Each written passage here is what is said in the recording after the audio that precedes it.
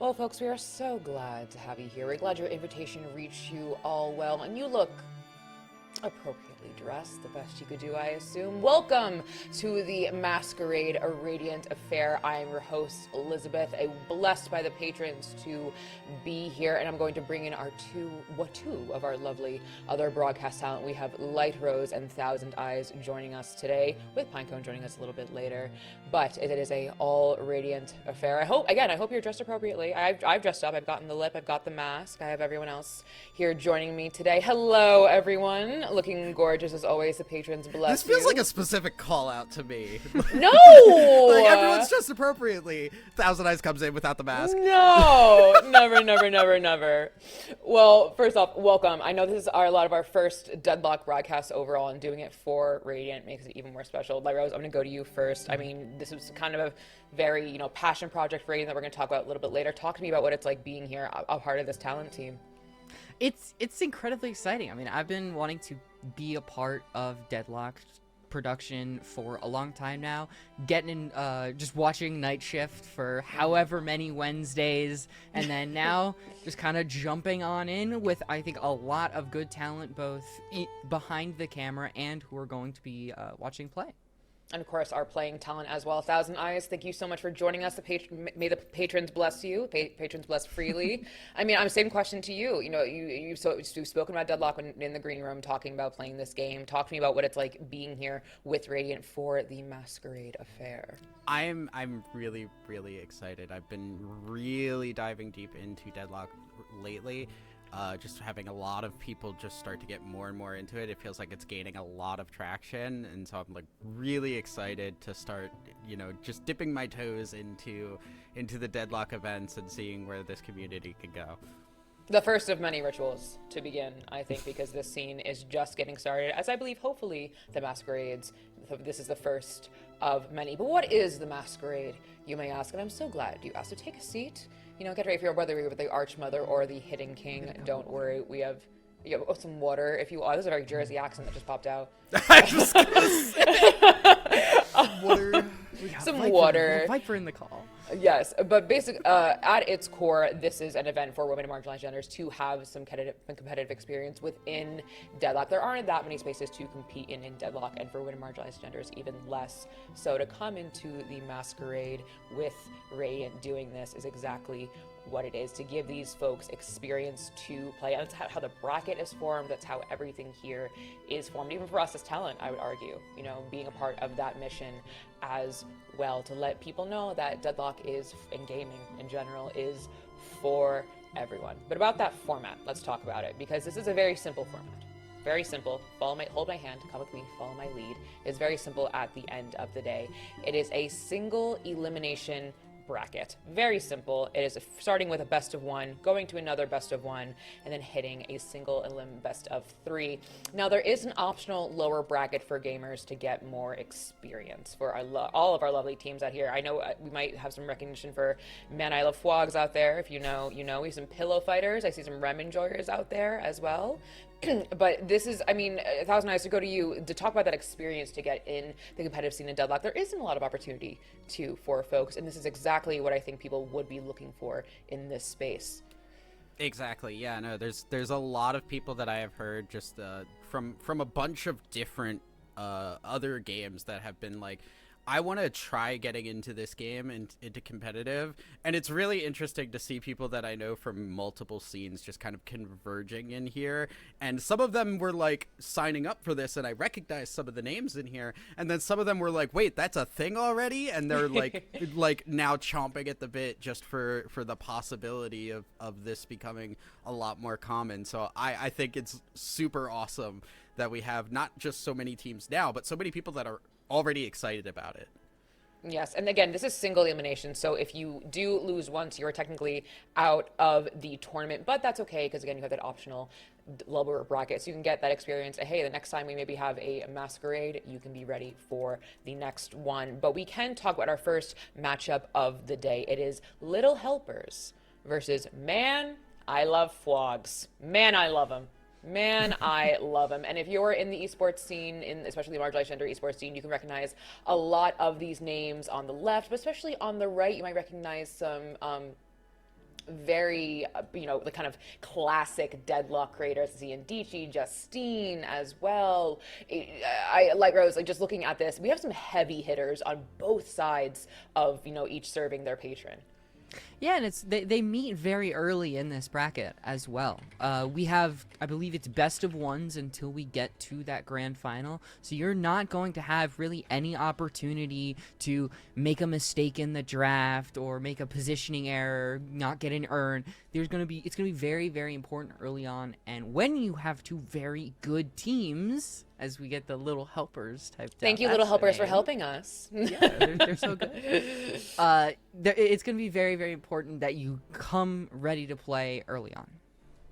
Yes, and just looking at this bracket, I think you've spoken about it kind of like, meeting so early on. You don't have the opportunity to mess up Thousand Eyes, right? This is one chance, one single elim, get it done. And to have your first matchup be such heavy hitters as Light Rose is talking about, that can be a little scary going into it. It's intimidating, 100%, especially when, again, we're kind of looking at, like, this is a lot of people just jumping into competitive for this game for the first time, or kind of just, like, getting comfortable with it, and the game just also being fairly fresh for a lot of people.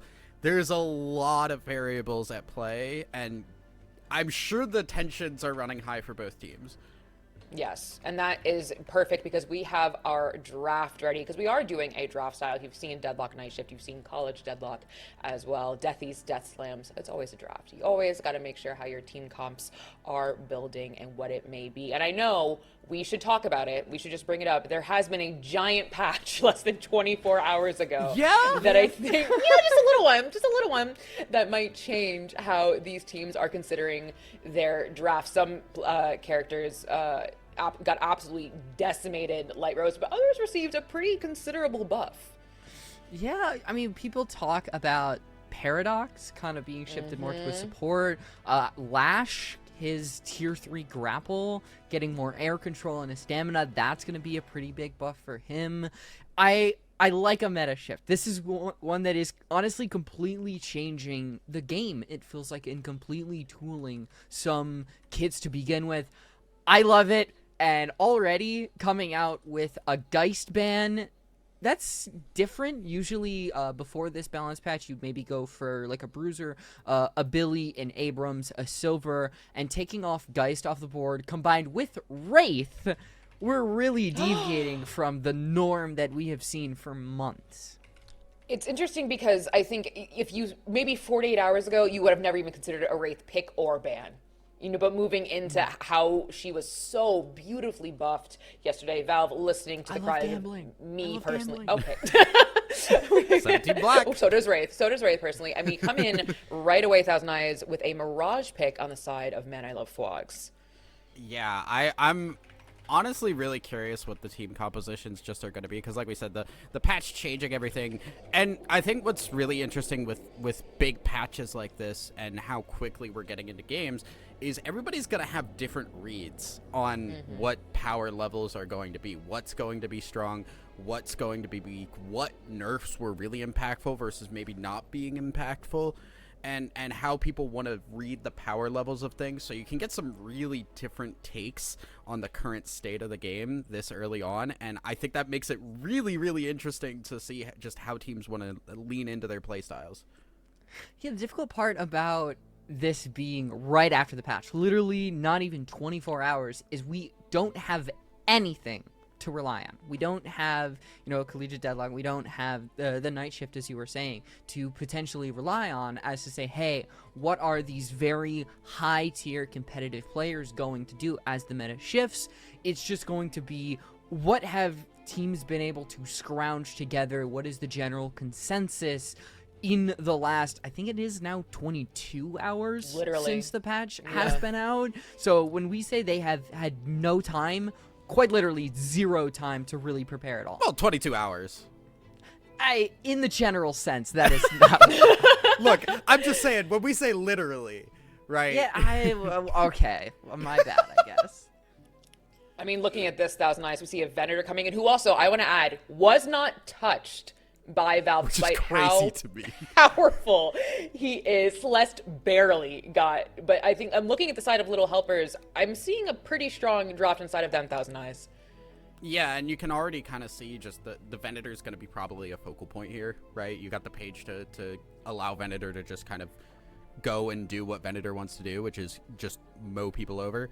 And I, like you said, I'm really surprised the Venator did not get touched, because every game I am in, he seems like he is bowling people over. Yes, the ira domini, as we say in Latin, the wrath of God. But also looking at kind of the side of Lil Helpers over here, Light Rose, it seems like we don't really have like a front line sort of looking at their draft. I mean, obviously we only have 3 characters thus far, and they go ahead and ban Silver, who did receive a considerable balance yesterday. And we also see a ban on Abrams on the side of Man I Love Flogs, not frogs. Important. Flogs, Light Rose. It is interesting to see where these bans are and picks will be taking us, because I'm also like not quite seeing the vision right away. But we only have 3 picked right now. Ooh, okay, so if we think about where Lil Helpers could go if they want a front line, your brain goes to Shiv. And Shiv also got a massive amount of nerfs and changes. Oh. And I was playing with my friend yesterday after the patch, and I said, I'm buying Victor coin. I'm buying Victor coin early. I'm getting it. I bought the dip. He's on the rise with all the other bruisers getting nerfed. He got a couple touches. I kind of want to take a bigger peek, but Victor has not been amazing since his release. He did get a couple changes, but overall, you slow him down, you cut off the healing, he is useless, because if he cannot be in your face and healing off of you, he genuinely is just a walking target range dummy. I think if Thousand Eyes would go to you, if I'm Man I Love Fwogs, I'm looking at this and I'm seeing a huge kind of like I see the person I'm gonna bully, right? I see the victors. Obviously depends on their last pick, but I'm seeing kind of a big gap in their draft right now. But it's moving into this. I'm very curious to see what Man I Love Fwogs will be kind of responding to this Little Helpers draft. I mean, absolutely. I do want to call out that Malif Wogs have just really taken out a lot of that front line just right out the gate too. So like they know what they need to take away from Little Helpers here, and hopefully the Victor can do enough for them. I think they probably want to get something to pair alongside there to give a little bit more space for the backline they've already selected for their team. But right now, at least they have something. Yes. And of course, I think you lose Silver, especially. I understand banning Silver. Silver is such an OP character, even with the nerfs coming in, the balance changes, coming in from literally 22, 23 hours ago as we wait for the next picks coming up. I do want to bring up a point with Little Helpers picking Paige, because I spent, I think, 3 minutes in the green room moaning to Pinecone that they had nerfed her root, which I think did not need anything. But we also, I'm going to go to you, Light Rose. Pocket received such an incredible buff. Forget Paige, I'm talking about Pocket, because Pocket received such an incredible buff yesterday.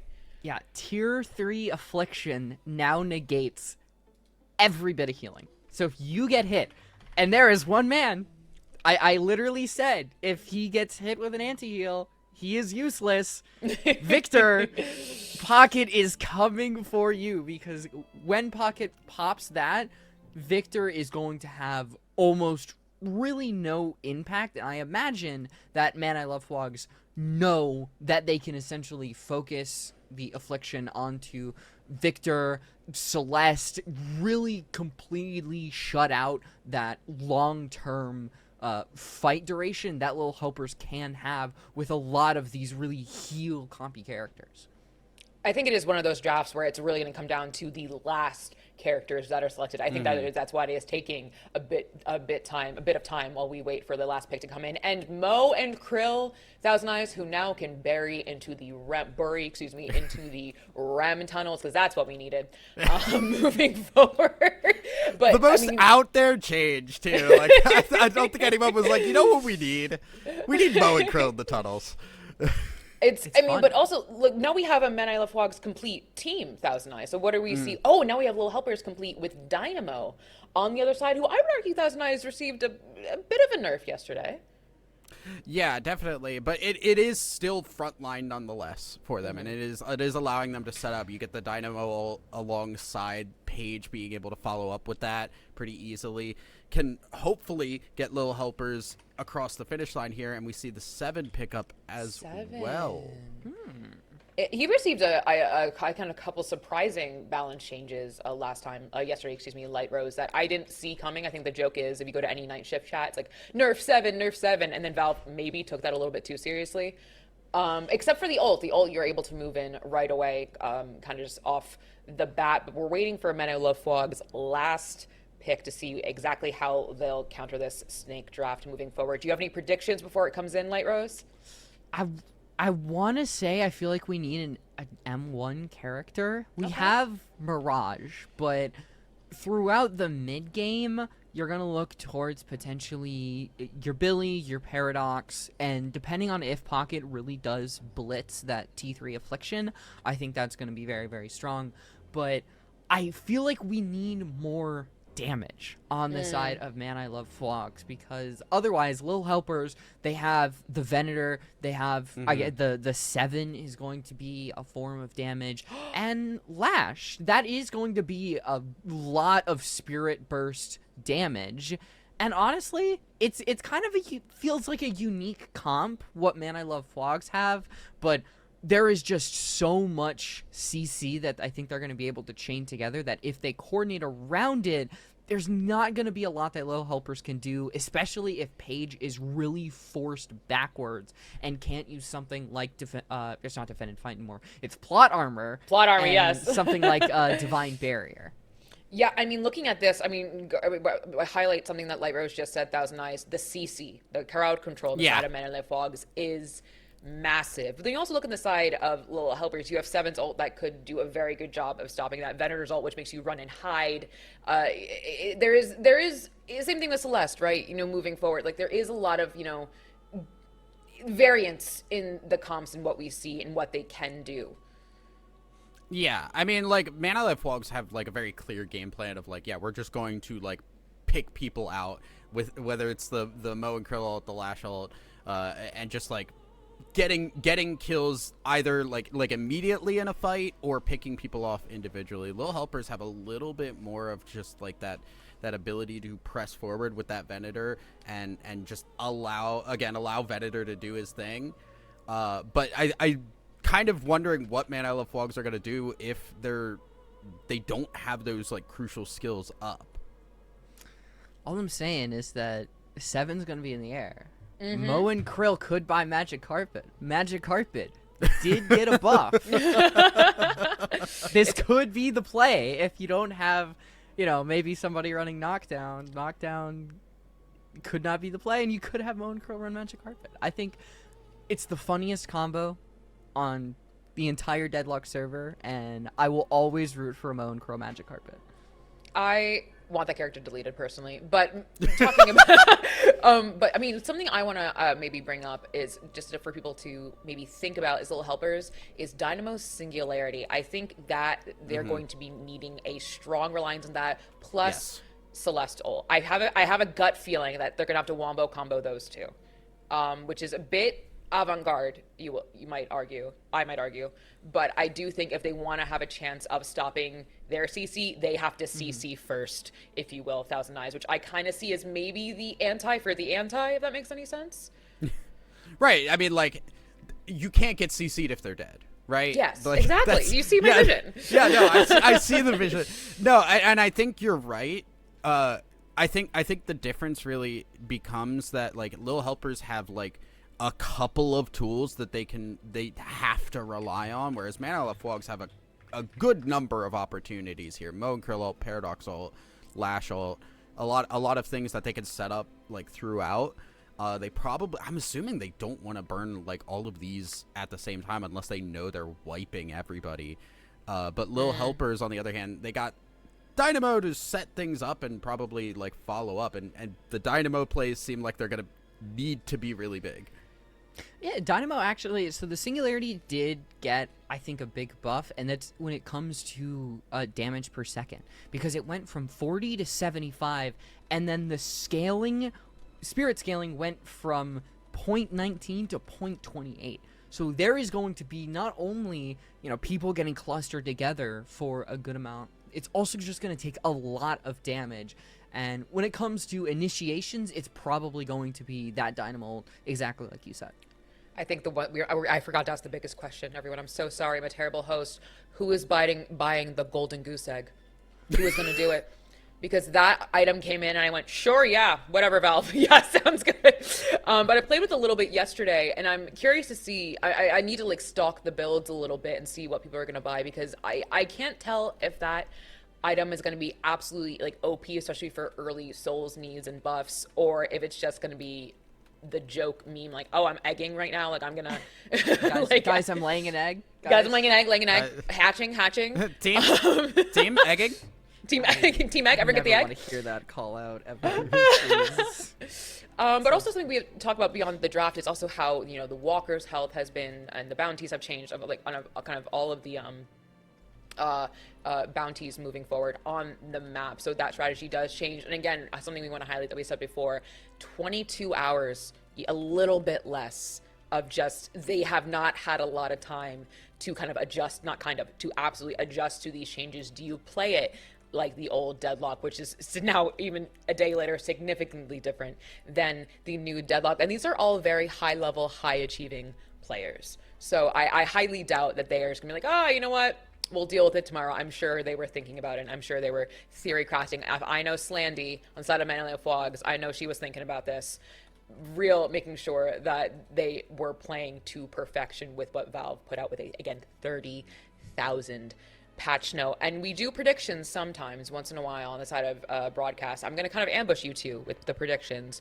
Do we have a prediction just based on the draft of who is going to win? I'm going to start with myself to give you guys a little bit of time. I'm gonna say something crazy. I would normally say Men I Love Fwogs, but I feel like Lil Helpers are planning something crazy that I don't even see coming. And I'm just not seeing the vision, so I'm gonna go Lil Helpers. What about you, Light Rose? I want to say Man I Love Fwogs. I think that Pocket taking out the Victor, all that CC, it's gonna be a very, very hard combo to, not pun intended, I guess, to actually escape out of, and I think that is going to be the one thing that keeps the Archmother from taking this one home. What about you, Thousand Eyes? If I had to ask you for prediction. I also want to lean towards Man I Love Fwogs. I think I see paths to victory for both teams here, but I think there's more avenues available to Man I Love Fwogs than what Lil Helpers have. Like we said, it's very heavily focused on, can they get that combo down in a team fight? And if they can, yeah, they can run away with it. But that's a big task. Yeah, and also if you were in chat, please let us know your predictions. Right now, we see you guys in chat. I see all of you. I see the mods. I see the folks in chat saying hello. A lot of first-time chatters as well, so thank you for stopping by the Masquerade. The patrons love that you're here. We are so happy that the patrons give freely, as both of them say, technically. Moving on, and my cat is even greeting us. Gemma, say hello. Oh, and she's going back to bed. All right. Well, she doesn't want to say hi to you. But I think to kind of, I don't want to say cope, but to play devil's advocate for the side of Lil Helpers, I think I agree with your point, Thousand Eyes, that the avenues are a lot more perfect to reach, like have a pretty perfect deadlock to get there. Narrow. Very narrow, very hard. But I do think it's one of those paths that when you take it and you walk on it perfectly, it is very hard to get out of it. And it is very hard to do something about that. Gemma even agrees, now trying to get her face in frame. What a diva. But what is she, Gemma? Oh my goodness. But I do think, and knowing the players on that team on the side of Lil Helpers, I do think they're absolutely capable of playing that deadlock. I've watched their streams. They're the people that watch the night shifts. They watch by the night shifts. And so I think it absolutely is within their wheelhouse, if you will, to be able to do it. But again, I think you do bring a great point. That pocket ult just in and of itself is, when I read that patch note, Light Rose, of like healing does nothing. Yeah, that was ridiculous. Because I already, I think, was it 40% reduced was what it originally was. It was enough where Affliction was still a very strong ult that when it got applied, it was like, okay, we're going to be able to initiate this. And now it's just all healing. No healing at all. This is insane. I'm excited to see how it does play out, especially with the characters that are very reliant on that healing, like Victor. And part of me thinks if the pocket was a counter to the Victor, because the Victor was picked first, so there was time. Granted, we'll never know for sure, because we already knew that pocket could have been decently strong, and with something like a Paige and Celeste already on the board, that could have just been in the wheelhouse to begin with. But there's a lot of really good counter play on both sides, something that we'll have to see when we actually get into the game itself. Well, I'm so glad you said that, Light Rose, because the patrons call, and it is time for the Masquerade. Everyone, put your masks on, get ready, because it is time for the ritual. Light Rose, Thousand Eyes. Thousand Eyes will get their mask later, but friends, please take it away. Let's get to game. That is... It's a good try.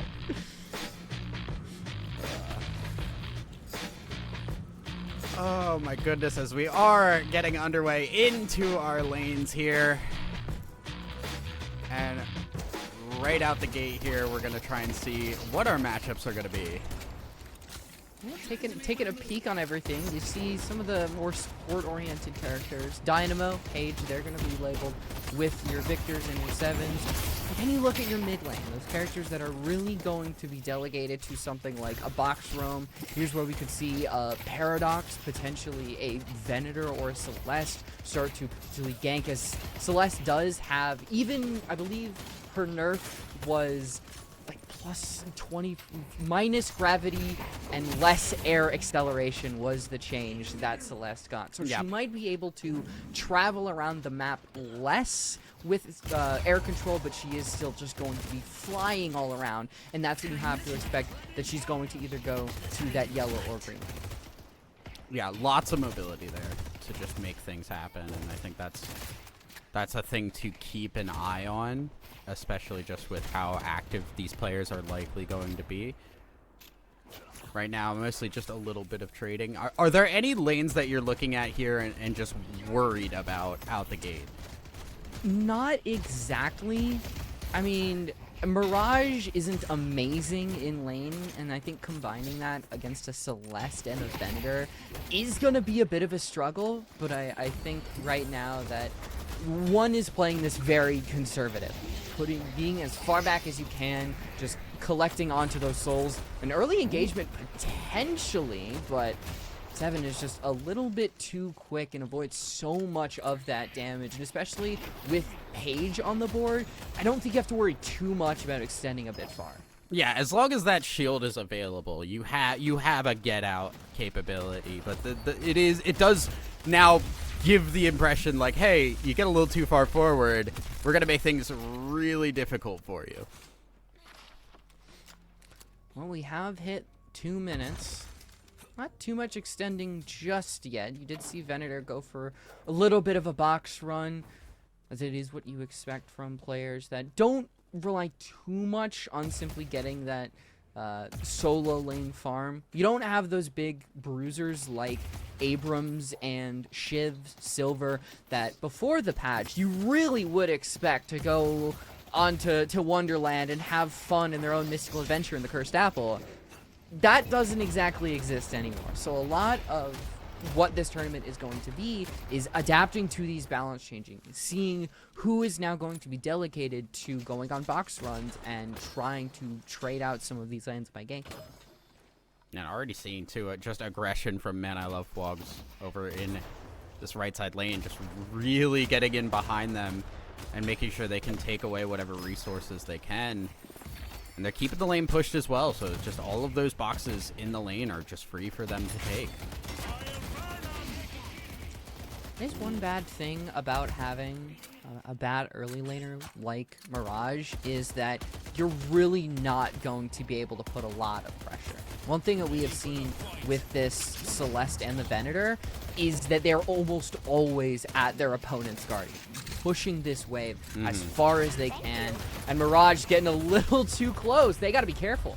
Yeah, they do, and they're going to have to go back under the tower. Low HP bars across the board there, but they will be able to get back to safety for right now, but that is giving opportunity for a roam, and already seeing this Mo and Krill just go for a little bit of walk over to the right side lane. It shows you how powerful those ganks can be, though. Because already, Mirage and Paradox are going to be able to completely flip the script. That's one thing that One and Avery, I think, definitely needed. They're not falling behind in souls at all, but I think as the lane starts to go on, and Celeste really does start to potentially get online, I don't know if she has any egg in her pocket or not, but already, first blood, and down goes your Dynamo, and Victor's got to back up. Yeah, left alone will be able to survive for right now, but already seeing the 7 go down as well, so little helpers. The bending is turning into breaking early on in these lanes. Now a big lead really start to get by Man I Love Frogs. With 5 minutes online, you're gonna have a bridge buff. Mo and Krill's gonna be able to get the I think he's actually holding it for Pocket to get. as Venator gets the stamina one. So I'm taking a look at that right lane because now Pocket, I don't know if that actually was Pocket. It might have been Mo and Krill who actually grabbed it. So I'm expecting even more pressure to get put on that right lane. A parry! Ooh, Completely big taking out stun. Paradox. Yeah, that is unfortunate. Beautiful parry will confirm the kill, and that is exactly what Lil Helpers needed to get themselves a little bit more relevant in this early game, and especially because it went on to the Venator, I believe, as well, so that is where you want that money to go. He can be your M1 carry, and I think that's what Little Helpers do want. They've got him and 7 won't be your designated. Probably late game carries, especially as 7 starts to get even more stuns. His ult, which even though now he can move very, very quickly, you want to get that early damage in because a lot of times you're going to pop it and people are just going to scatter like the wind. Absolutely, and we still see the lurking Mo and Krill. The combo is online. Yeah, they are looking, they are considering, but they are not gonna get an opportunity. Very good, safe play by Lil Helpers to get back under their own tower and not go too far forward and get caught. I've seen a little bit of just farming out the lanes ever since that initial flurry of kills from Man I Love Flogs. I have a good amount of map control. 7 and Mo and Krill still putting pressure on that right lane. Venator and Celeste. You did see, I believe, an egg in Victor's pocket as we've been looking all around. Victor does have an egg, ladies and gentlemen.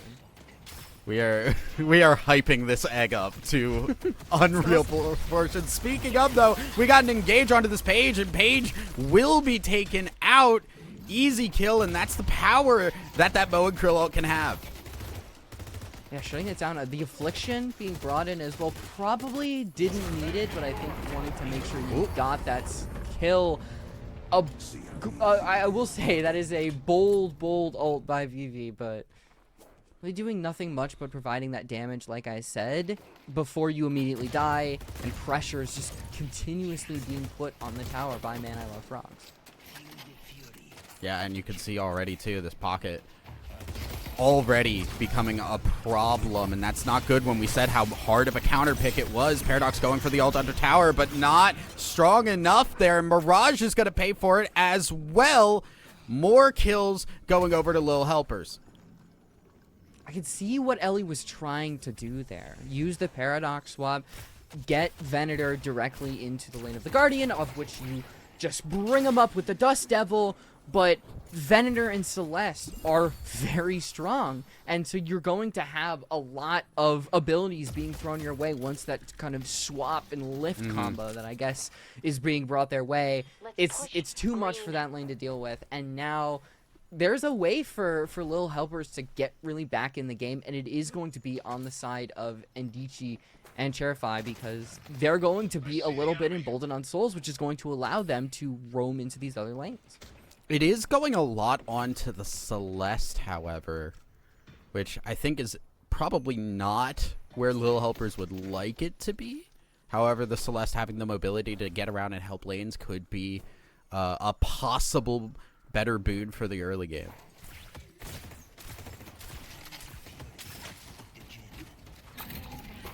Reaching 9 minutes. Ooh. Bit of we're a just push up. going in. Mirage is so low, and yeah, that's just what Celeste does to you. Beautiful play there, just seeing the low HP bar, being able to go in and nab that kill. Beautifully done. And now we have a Celeste that is even more ahead. Little Helpers able to fix their situation extremely well. I think the onus is now going to fall on Slandy and Panday because their lane is the one that I think is really doing the best.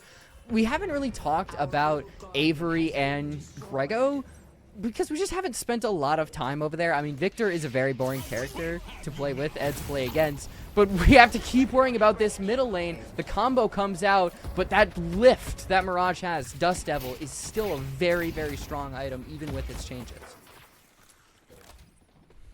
able to stay up and alive right now, and Little Helpers right now going to be, I think, just trying to play around whatever their Celeste is able to get them at the moment. We're starting to see Guardians fall. Now we'll open the map up just a little bit more. Sinners fought over, and Mokrill not gonna worry about that one. Now Urn is online. No contest over just yet, as this is a decently long laning phase. There's a lot of characters that just continuously butt heads over and over. And I think now with this, 11-minute mark, we're going to start to see a lot of characters start to extend over to these other lanes to really get the Guardians and really start snowballing the game forward. Yeah, and especially now that we're really at a point where some of these characters are starting to get online into this like late early mid game. We're getting out of the lane phase. It's where positioning starts to become even more important, and getting caught out will be a big problem, especially with how many options Man I Love Flogs have in terms of picking people off. Here we go, the first actual Urn push. A lot of Man I Love Frogs are going to be on that left-hand side. Victor being jumped up. Where's that anti-heal? There's the Singularity bringing in Grego. And now the Dazzling Wonder is just being bounced back and forth. Yeah, but Grego survives this. Victor able to stay alive. Flash so very low, but can't finish off the kill. And that's a lot of utility used on both teams, but more on Lil Helpers, and they're losing the fight because Celeste goes down. I'm wondering where we did not have a proper Urn push by Cherify, because it seemed like Cherify died and then the Urn was immediately back into that corner. So now Panday is going to be able to pick that up. And look at the number of bodies for Lil Helpers that is actually by the Urn contest. It's going to get greater, as Indici is now over there, and that Urn drop is going to allow time for the rotate. Here's where you're going to see Cherify do that, a proper fight for who's really going to get control of this game. Page ult being used, so there's a little bit of an engage here. Mirage way in front, low HP, but they're able to get kills. Multiple here. Celeste now showing up, but very low HP. Mirage just under tower, will survive, gets back. And the rest of the team here to try and finish things off. Page will go down, and Lil Helpers are now falling even further behind.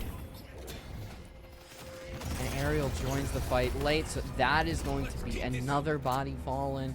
A lot of map control is going to get gained. A lot of jungle is going to be eaten by Man I Love Flogs. And I think here's where you're going to start to see one go online. I think Mirage, yeah, early game isn't great, but once you get into that late game, Mirage is allowed to solo lane. He can become an absolute menace with Toxic Bullets Inhibitor, which did get a little bit of a nerf in the recent balance patches, and Jin's Mark.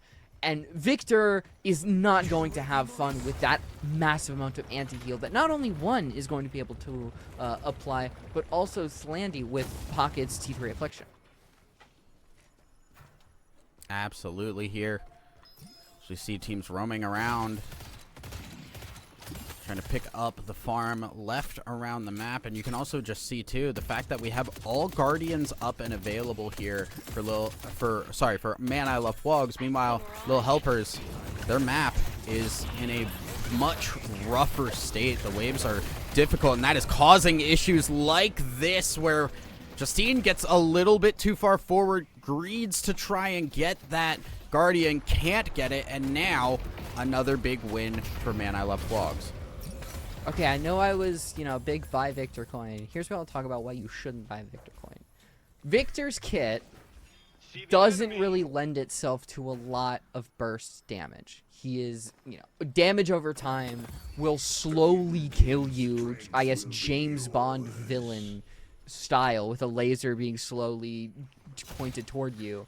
And that is where characters like Pocket are really going to shine because, yeah, Victor's going to slowly drain Billy's life away, and then boom, here comes that second player. Slandy can immediately just bring in the cloak, bring in the briefcase, bring in so much damage all at once that Victor can do nothing about it. Also have Ern picked up here by Man I Love Wogs, and it seems like they may just be trying to keep this away from Lil Helpers. They will pull it back into their own base, and there is not really much that I think Lil Helpers can do about that currently. You know what I realized? They don't even have bread. Their name is Little Helpers. Come on, guys. At least Man I Love Wogs have pocket. That makes sense. There's a Wog in their briefcase. We're going off branding. We gotta fix everything. Truly, this is what will be their downfall. If they had stuck to the thematics, they would be at a better spot in this game, surely. Taking a look at the builds, there's nothing that's too crazy. Vivi buying Cultist Sacrifice. That's, you know, after its big changes, it has gotten some relevance, especially with monster rounds being a very, very good item. Oh, there's that combo, and well, we talked about how good the CC can be. Yep. It is still netting Man I Love Wogs so many kills because Panday can pop it, get the kill, bounce right back out. Exactly, and now we're seeing, unfortunately, this Victor probably going to be going down again. We'll get the revive and try and run away, but there is enough to follow through, and there's more of that CC, the Paradox ult. Victor going to go low. Billy will survive, and another kill for Man I Love Wogs, who are running away with it. And that was kind of the other thing about this comp that we talked about. The fact that, yes, there's a lot of CC on this comp, but they have the ability to use CC and then say, yeah, you can't do the same thing to us because we have counter CC still. I mean, we haven't... I don't think we've seen a lot from the Helpers. There's been, you know, a couple singularities, a couple good ults from Paige, but overall, we need to see something happen. A great Dazzling Wonders, that's going to push a lot of Man I Love Wogs back. Buying some space, but what can they do with the space is really the question. Dynamo moving forward. They're going to try and engage onto this Billy, and they get the Paradox as well in the Singularity. They will kill the Paradox. Billy will survive.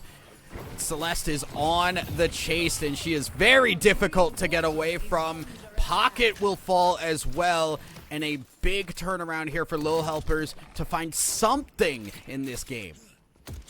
The ults were really the determining factor there. I mean, not only is Terrify's Dazzling Wonder the ultimate that pushes Man I Love Wogs back away, that's going to split them. That lets, you know, Billy go on to Venator, which then pulls Dynamo and Paradox into it. Singularity goes out, grabs two, followed it up by Indici. That counter CC that we talked about right before that fight was a massive contributing factor as to why they're actually able to put an end to that fight and end up on the winning category of it. Paradox ult used, but not really for much here. Not enough follow-up, and that Guardian still goes down, so Lil Helpers able to find a little bit more for themselves. But Paige will go down in a fight over on the right side lane, so while everything is said and done, Seven now needs to find a way out of this one, and I don't know if there is one. Oh, you've got that chain combo. You really do need it. You don't need it. There are three people here. I think that's one thing that Man I Love Wogs have been really good at, is finding a player, isolating them. Even they don't even really need CC. I mean, Panday had the combo. There was chain gang if the option was there, but you're almost always going to win a fight against a 3v1. Now, this is a fight you probably don't want to take too much if you're one. Mirage is getting to that point where he is going to be a threat with that toxic bullet, is going to put a lot of debuffs onto Justine, but Victor is still at 20k. The sole leader in, I guess not in the game, on Lil Helper's team. He is still a threat that you really want to respect. And that was the thing that I was going to bring up as well, is Mirage has kind of quietly ended up the most souls in the game. We talked about Mirage being more of a carry for this team and having all that opportunity now. with being that sole leader. That's exactly where you want him to be. Gonna be running away here, back over to the team, and will just continue to get as much farm as physically possible. Yeah, I talked about how good their ability to just find somebody and immediately gank up on them. I think their comp supports that as well, because you do have Ellie on the Paradox that's going to be able to swap. You've got that Lash ult, the combo. A lot of the CC that can reposition people to a degree, especially with something like Chain Gang. So you can look at the new paradoxical swap. It's not at its T3 version yet, but when it does, it is now a projectile that you can throw out. It will swap everybody within a radius and deal 10% damage. It can be a nuisance to deal with, just like this Mirage, who is at a large amount of souls, and Venator does not want to mess with it. Yeah, unfortunately not a way out of that one, and Venator has started to slip further behind here, not where Little Helpers want to be. Earn picked up by them in the meantime, though, so that will get them a little bit of something. But now this Mirage needs to be dealt with, because this Mirage is taking walkers here. I talked about how good Mirage can be in the late game. He's a very, very big late game scaler, and I think, she's been playing this character very, very well, exactly how Mirage should be played. Let's take a look at the map control, though. Let's peel it back. And you can look at the minimap. You can see how much control Man I Love Vlogs have. They've got a walker on both sides. They've got the blue walker down to what, a quarter health. They've eaten a lot of jungle. There is only a 10k soul lead on their side, but honestly, it feels a lot greater because Mirage is now fully online. You've got that mass amount of CC and the great amount of control that Man I Love Vlogs has.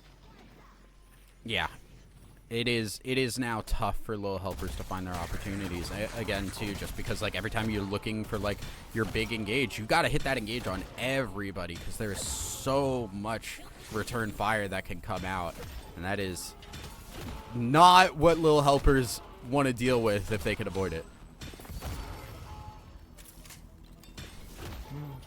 I think when you're kind of at this stage in the game where your enemy is taking a lot of jungle, we're not at the point where Man I Love Vlogs are really dictating everything, but it feels like with the amount of farm that they're eating, how this game is going to go feels dictated by them when they want to push that blue walker, because Little Helpers are not actually engaging them on it. They don't have a lot of pick characters, unlike Man I Love Vlogs.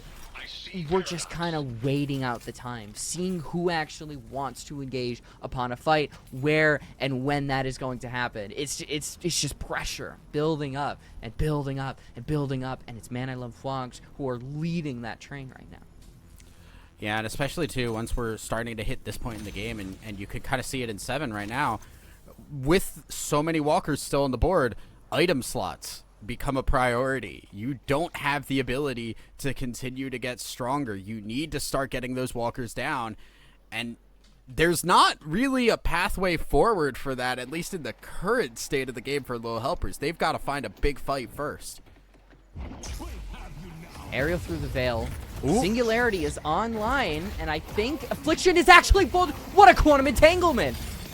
Will get them in there. Now the Singularity popped as well, and that will get them 2 kills. And I think Man I Love Vlogs say, yep, this is not a fight we want to take anymore. We have lost way too much, and Little Helpers got the exact fight they needed to get some control here. But with the amount of people still up, getting a push afterwards is going to be difficult. I'm kind of left scratching my head, wondering why Man I Love Vlogs engaged if not everybody was actually going to help, because Grego wasn't really there. There wasn't a lash hold, and now here's where we could see a proper fight, but you're losing you don't have Avery, you don't have Panday, and you're going to be fighting this min boss from behind. Yeah, but you don't have a Singularity either. You have the Page ult for a little bit of help, and now we're just going in. Ellie is going to fall. And Man I Love Vlogs are just bleeding out at the moment. They're not able to find the fight, and that's going to cost them the mid-boss as well.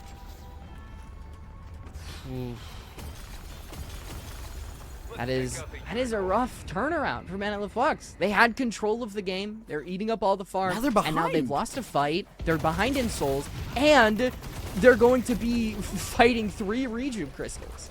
Yeah, they do get one right now as they're going to use the lash hold as well. They're going to try and take this fight. And Victor will now revive. Is that 2 rejuves they've lost already? It is. That's pretty good. I mean, one who right now is the raid boss on the side of Man Flogs, gone. You're going to be able to fix your lanes now with these 2 crystals. I want to say put pressure on Earn, because if you are the 7, combo is there. Oh, no. Oh, boy. no, not where you want to be, and that's that last rejuve. So the rejuve is now gone entirely, and I don't know if 7 is going to be able to get out of here, although we do have Celeste showing up for the backup and will escort the teammate out. This is not terribly great, although Mo and Krill goes down. Still, losing all the rejuves, not exactly great. Slanty hiding for their life right now. We're half HP. What is the goal here? I think it's get out. I think it's try and Then live. why is Slandy going in? I think they're trying to get a pinch onto a walker. See if they can get a lot of burst damage. Okay. I was worried that they're actually going to try to engage on the fight with 4 people. I'm not liking this for Man I Love Vlogs. I think a fight needs to go their way. Ooh, well, they did get Victor, and death timers are now getting up there, so deaths become really impactful, not just from a lack of a person on the field, but also that is a lot of time where you're not getting any souls. That's a lot of your economy that is going down during that time period. Okay. Now, maybe I'm crazy, but I feel like if you are going to lose Justine in that fight, then you have to make sure that you get the Earn off of it. Because you're going to have a player down for about a minute, but if you do have Vivekins go dunk that Earn, who was not a part of that fight to begin with, did not use an ult, did not use a stun, did not use anything, they were in base with the Earn, you potentially get something out of it because there was nobody waiting around the Earn deposit. But now, Little Helpers are going to drag that into the base, coalesce Man I Love Frogs around that actual Earn deposit, and try to push up some of their lanes, of which you do see Vivekins trying to get up that right lane. Yeah, it doesn't look like they're going to be able to do a whole lot. Earn is starting to just walk back, and Man I Love Fogs are just hoarding this left side of the map. Do not want to allow for much here. Pressure just being put down, and again, throughout all that just happened, while the soul lead has gone over to Little Helpers, they are still running out of slots because they still have only gotten 1 walker, meaning a lot of these souls might not be able to get put to great use at the moment. Honestly, Man I Love Vlogs has a comp that isn't incredibly reliant on souls. Mo and Krill is always going to have that combo, which is always going to be a hard CC. Lash is going to, do a lot of damage with the slam and the flog, but he's still going to have that actual ult. Same with Pocket, Affliction. And so I think even though they were behind, now they're not even behind in souls, I'm still leaning on Man I Love Vlogs because they have walker slots, because they still are being so oppressive with the amount of map control that they are maintaining. I mean, look at the right lane. You saw Vivekins trying to push it up. It's now fully on the side of Man I Love Vlogs. Little Helpers need to cement what was a lead with a good fight and a good Earn dunk. Exactly, yeah. We are seeing it get more and more tense as teams are fighting around this Earn drop-off here. Trying to go forward just a little bit more, and 7 not able to find a good angle. Gonna just pop the ult. Lash ult used as well just to stop this 7, and stopped he will be, dead and in the ground. Big ult on the Singularity, but can they do anything with it? Billy will go down. Paradox is gone as well. and everybody is just dropping like flies on both teams. Mirage is still alive, and you can see the damage output. This is not where Little Helpers want to be. Can we get the full collect? I think with the amount of time remaining, you're not actually going to be able to get mid-boss with this. That's the thing that's going to sting. I don't even think they need it, though. They've got every single lane is pushed up. Here's where that map control that was so big for Man I Love Vlogs is now starting to rear its head. Nobody has to go collect a lane. Everybody can focus on these Guardians, get every single one down, get shrines, probably get the first patron drop, and then mid-boss is going to come up, of which they'll have a tactical retreat. It looks so good, and I think a lot of it comes down to the fact that they have so many layers of CC. They have counters to the CC that Little Helpers bring. I mean, Ariel had a great singularity. It gets cursed out. Vivekins has a great ult. It gets completely countered by Grego's slam. Man I Love Vlogs, I think, are playing the counters to Little Helpers counters wonderfully. And they're just going to keep pushing here, trying to get more done. They're going to grab the urn as well, back off and grab that while everybody's respawning, and Little Helpers have to clean up their base. They should be able to dunk this urn as well. I don't think there's going to be much resistance being put Not with up. lanes. Not with lanes. Let's go blue. Yeah. There's just too much space you have to take control of.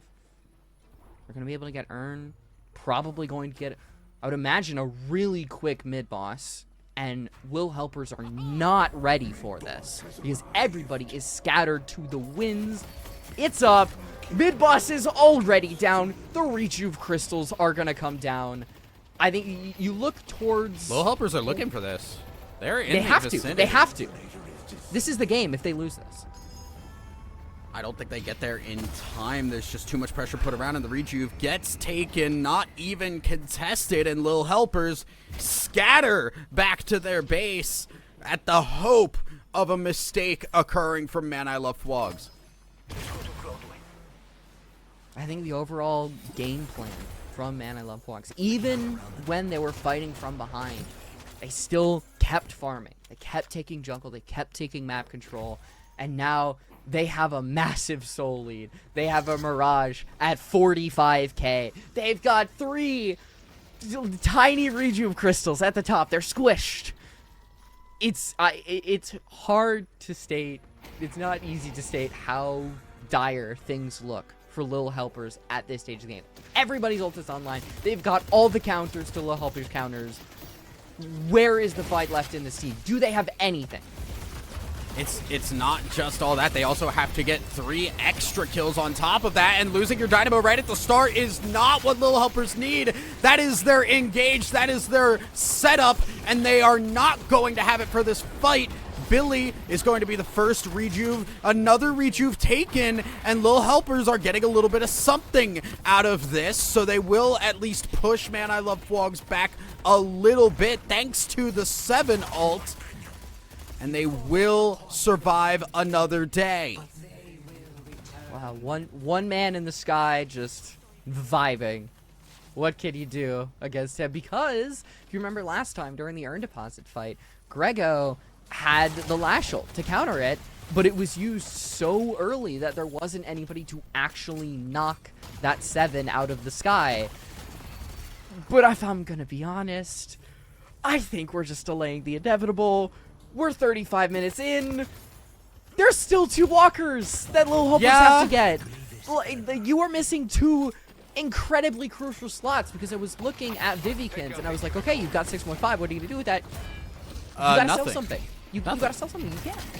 Yeah, it is going to be nothing. And now we're seeing the Celeste caught out. Little Helpers now a person down again, and look at that death timer. It is a minute plus of not having this Celeste, and might be even worse here as we see the victor going into this fight. Is this a fight that Little Helpers want? They're gonna get the Paradox down, which is pretty nice, but the Lash ult not going to be used correctly, and now they're trading a little bit. You really wanted Torrego to get something there, but there's Uh-oh. just one! In the base, the Singularity misses! And that's going to allow the Mirage to put so much damage on! What a turnaround! Oh, they don't get Mirage down, and that's going to be the game. Little Helpers can't survive. Mirage is unstoppable, and the Archmother will fall in just a couple seconds. I mean, we were talking about how Little Helpers started to turn it around. There were a couple whiffs on the side of Man I Love Fogs. We were paying attention to the wrong part of the map. One was in the base. She was a menace throughout the second half of the game, and especially because the Singularity was designed to take care of the Mirage. It was essentially a solo wall. Mirage Dust Devils out of there, and now because Dynamo is just stuck there, splayed out with a black hole, that's so much damage that is being procced onto him, being procced onto everybody around him. What a play. Absolutely. It was just beautifully done there. I think Man I Love Fogs, we saw a lot of control, and you talked about it. The map control was immense throughout so much of that game, and there were a couple slip-ups. There were a couple of points where Little Helpers found their opportunities, but I think what we said at the start was there's so many avenues for victory for Man I Love Fogs, and there is very little for Little Helpers, and that proved to be the case in this game. Yeah, don't bet the house on Victor coin. Don't bet the Not house. yet. Bam pocket, and maybe we can Yeah, look at that is bit. one thing, because it felt like Victor did not get a lot of impact in the game, because every time, especially not only was it the anti-heal, it was the fact that a lot of these fights were in the air, were completely separated, where Victor couldn't have the impact that he really wanted, which is everybody is in that aura circle, everybody is taking damage from Pain Battery. Your frontliner just didn't have the impact that you wanted. So we talked about the avenues of victory. Victor getting positioning was one of them, and I just don't think it was there.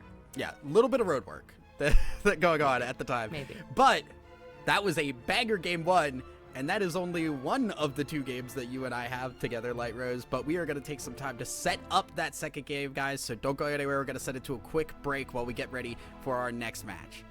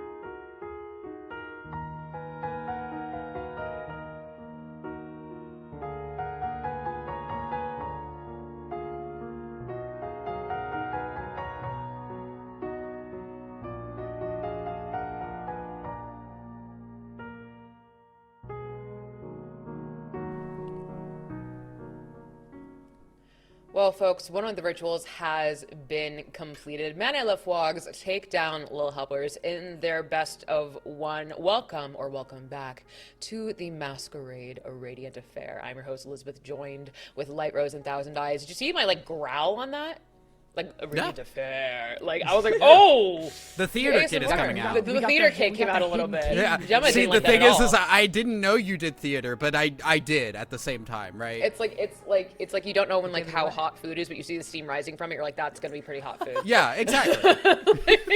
It's gonna make sense. But if you are just joining us, Lil Helpers lost to Man I Love Flogs, which means the Hidden King took down the Archmother in our first best of one that we aired. There were other best of ones going on. Light Rose, Thousand, as you cast that game.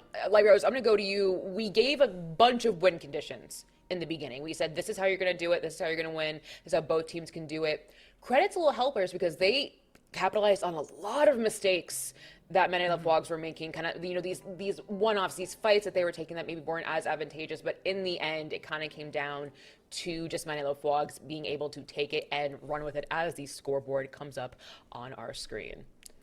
I think part of the reason is that they weren't actually getting anything off of those mistakes. They would get the kills, and then they wouldn't actually do anything with them.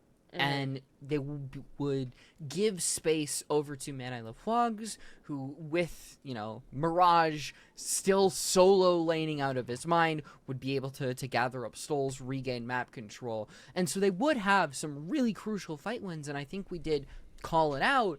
But in the overall sense of the game, they didn't maintain any control over the tempo. They didn't really punish those mistakes that we saw from Man I Love Flogs, and I think that bit them in the end.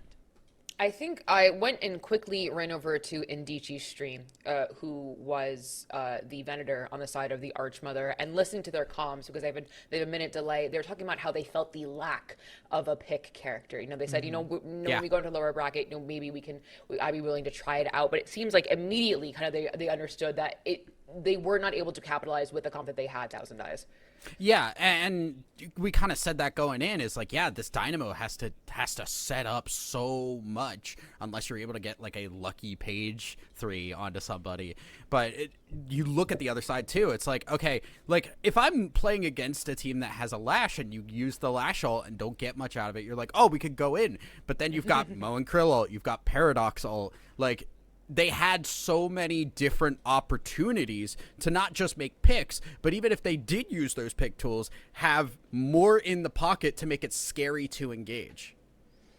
Yes, and I think one of the things we pointed to right away was that pocket, right? We saw the Victor pick come out, and I think, Light Rose, it was you that said, if we have any sort of anti-heal or anything out there that comes in, Victor is going to be rendered useless, and a la Slendy hits the pocket and I think the reason, if you didn't know Pocket was patched and buffed, let this be the VOD that you rewatch when you learn that Pocket received a major buff going in. But huge congrats to Man I Love Flogs moving forward in the tournament, Light Rose. One more thing I did want to mention, as we kind of cut away from as I was looking at Mirage. Mirage had, I think it was Toxic Bullets, Silencer, Siphon Bullets, and then I feel like there was one more thing there, but it still might have been, oh yeah, it was Inhibitor. It was 4 anti-buffs that he was putting on every single person that Mirage was able to proc, and that is an unbelievable amount. And that's what happens when you let Mirage solo lane get fed.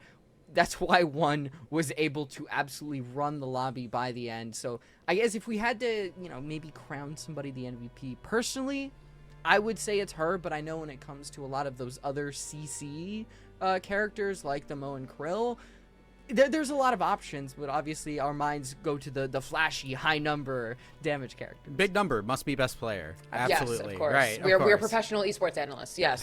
This is learn from us, everyone. But I do also want to bring up, Mirage got a pretty significant buff yesterday. So when I saw that first pick come in, I was like, oh, the Man I Love Flogs are definitely computing and thinking along the lines with that, again, 30,000 word patch Valve, you couldn't have just waited like 24 hours. Not even, please, actually, no, not 24 hours, 48 hours. Imagine just drop it right now. It drops mid-tournament. goodness. That That would would be be insane. Oh my so funny. God, That would that be would- so funny. For Oh whom? my god. Whom For, that'd be funny for for? me at It'd least. be a little. It would be a little. It would be a funny. little funny. I It would be a cannot lie. little funny. It would be, oops, a little spooky. We But would have we're to. gonna- We would pause the show and we would just pop up and be like, "All right, guys, here's the things you need to know about." Yes. But we are moving forward in our bracket, seeing how things have shaken out when the games that we were not able to air. Oh God, that was so spooky. The patron That's said goodbye. Brutal. Wow. Okay. But Team MSN will be facing Manila Fogs. But the game we will be airing on Radiant GG is Valentine versus Pillow Fighters. I can sense a REM fan group anywhere. I hate that rat more than anything. I can sense that pillow. I hate the pillow. I can't be honest. But we will be focusing on the next game of Valentine versus Pillow Fighters, our semis, if you will. Our uppers semis. I'm not sure what the correct words are when you're talking about a single elimination bracket. But as we said before, the people who have lost can go to an optional losers bracket where they get more experience. But on the screen right now are your teams for Pillow Fighters versus Valentine. I'm recognizing a lot of names here, Light Rose, a lot of names in the deadlock scene. Yeah, I think it's going to be very exciting. Just as we had in that original bracket, we're kind of thinning the herd. We had some teams like I personally, I think, was it Valentine that I know some of the players on? Burness, yes, also known as Wicca from the I came from originally Overwatch. I see. Yes. So that's I who do that's who I recognize recognize Yeah. personally. And I Yeah, mean, looking I- at this, I- 1,009 right away, right? that. Yeah. I mean, like I recognize Wicca as well. Just another name that we kind of just immediately are familiar with. I've done a little bit of work in the Overwatch scene as well, so just the familiarity is nice.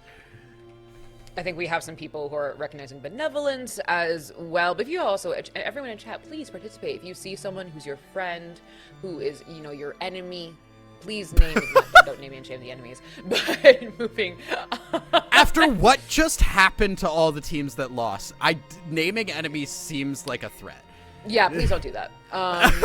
But we also say Tommy Salami is a high Elo Eternus player, is known for his Billy, who just received a significant balance as well, who we saw last game on the side of Man I Love Fwogs, but he will not be facing Man I Love Fwogs, he'll be facing Pillow Fighters today moving forward. And this is the kind of the level set right now. This is the one step before the grand finals. It is still a best of one. The next match, the grand finals, will be a best of three. So it's still one chance only or you're out. So the pressure is still on. You got your first game out of the way. You got your jitters out of the way, Thousand Eyes, but you still have a lot of work to do. Absolutely. And I mean, the threat is still there, right? It is still single elimination. So you got one game through. Now you've got to continue to win. You can't drop a single game as we get into our draft here and already seeing different bans. And Ivy, don't touch my girl.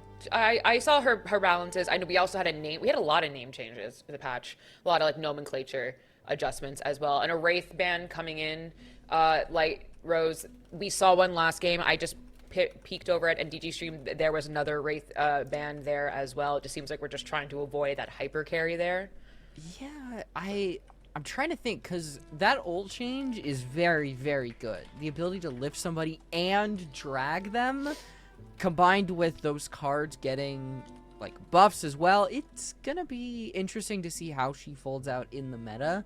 But first pick being Paradox, I don't think that's too much of a surprise. She did get one of the things I talked about was that group swap that she can have with tier 3, but her wall got changed from kind of a wall that the enemies shouldn't walk through to a wall that your teammates should shoot through, because you get I believe it's like bullet velo and damage, I can't remember off the top of my head, gets buffed if you shoot through them. So some nice little changes to make Paradox a kind of a pick and support character. I think when I streamed yesterday looking at the patch, I think people immediately came in and went, "Did you see Paradox? See what happened to Paradox?" And I was like, "Oh my god, like did they like nerf her? Did they kill her?" And oh, I was waiting for this. I was waiting for this out in a thousand eyes. I want to see some awoos in chat. I want to see the awoos and awoo, if you will, because we have a silver pick on the side of Pillow Fighters. That dang wolf. Oh. Yeah, I mean- and I know a lot of people have been super hype on Silver, and obviously, like, early game is a little bit more difficult with her, but once you get that point of transforming in those fights, it's really, really scary, and now we're pairing that up with a Doorman. Oh my goodness, how dare they? Oh, this is about to be the most annoying comp I can tell. Light Rose Doorman got a significant changes. That ult change, Light Rose, is so many ult changes are just absolutely ridiculous, but especially Doorman's. Yeah, you get unstoppable if as long as somebody is in the hotel. So the quicker you get through it, the quicker you're gonna be able to help your team. You get a stun if like it's canceled. So if it, you know, it gets cursed, knockdown, combo, whatever, there's still a 1.5 second stun on tier 2.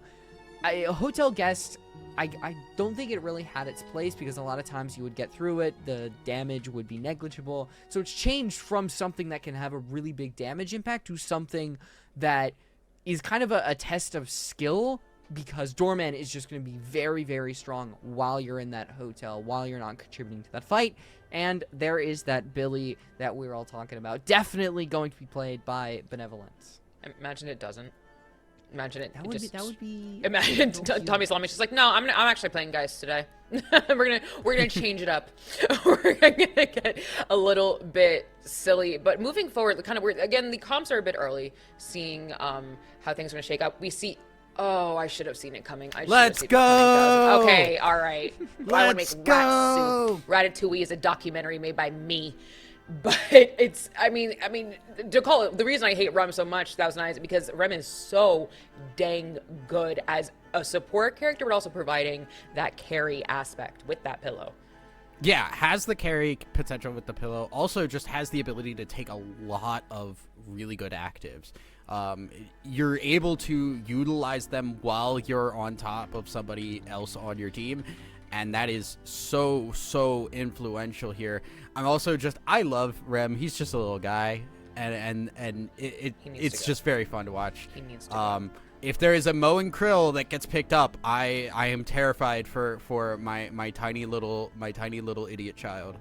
What I will say though is Rem and Doorman is interesting, because when Doorman was played, when his ult was mainly, the door portals were mainly used for urn capture, he was the active slot holder. He was kind of your more support oriented, and so to have Doorman and Rem is very interesting, because I wonder, with these new changes on the Doorman, are we going to have, I don't know, I don't know if extended duration does anything, refresher, something that is mainly built around the ult itself. Those second bans came through.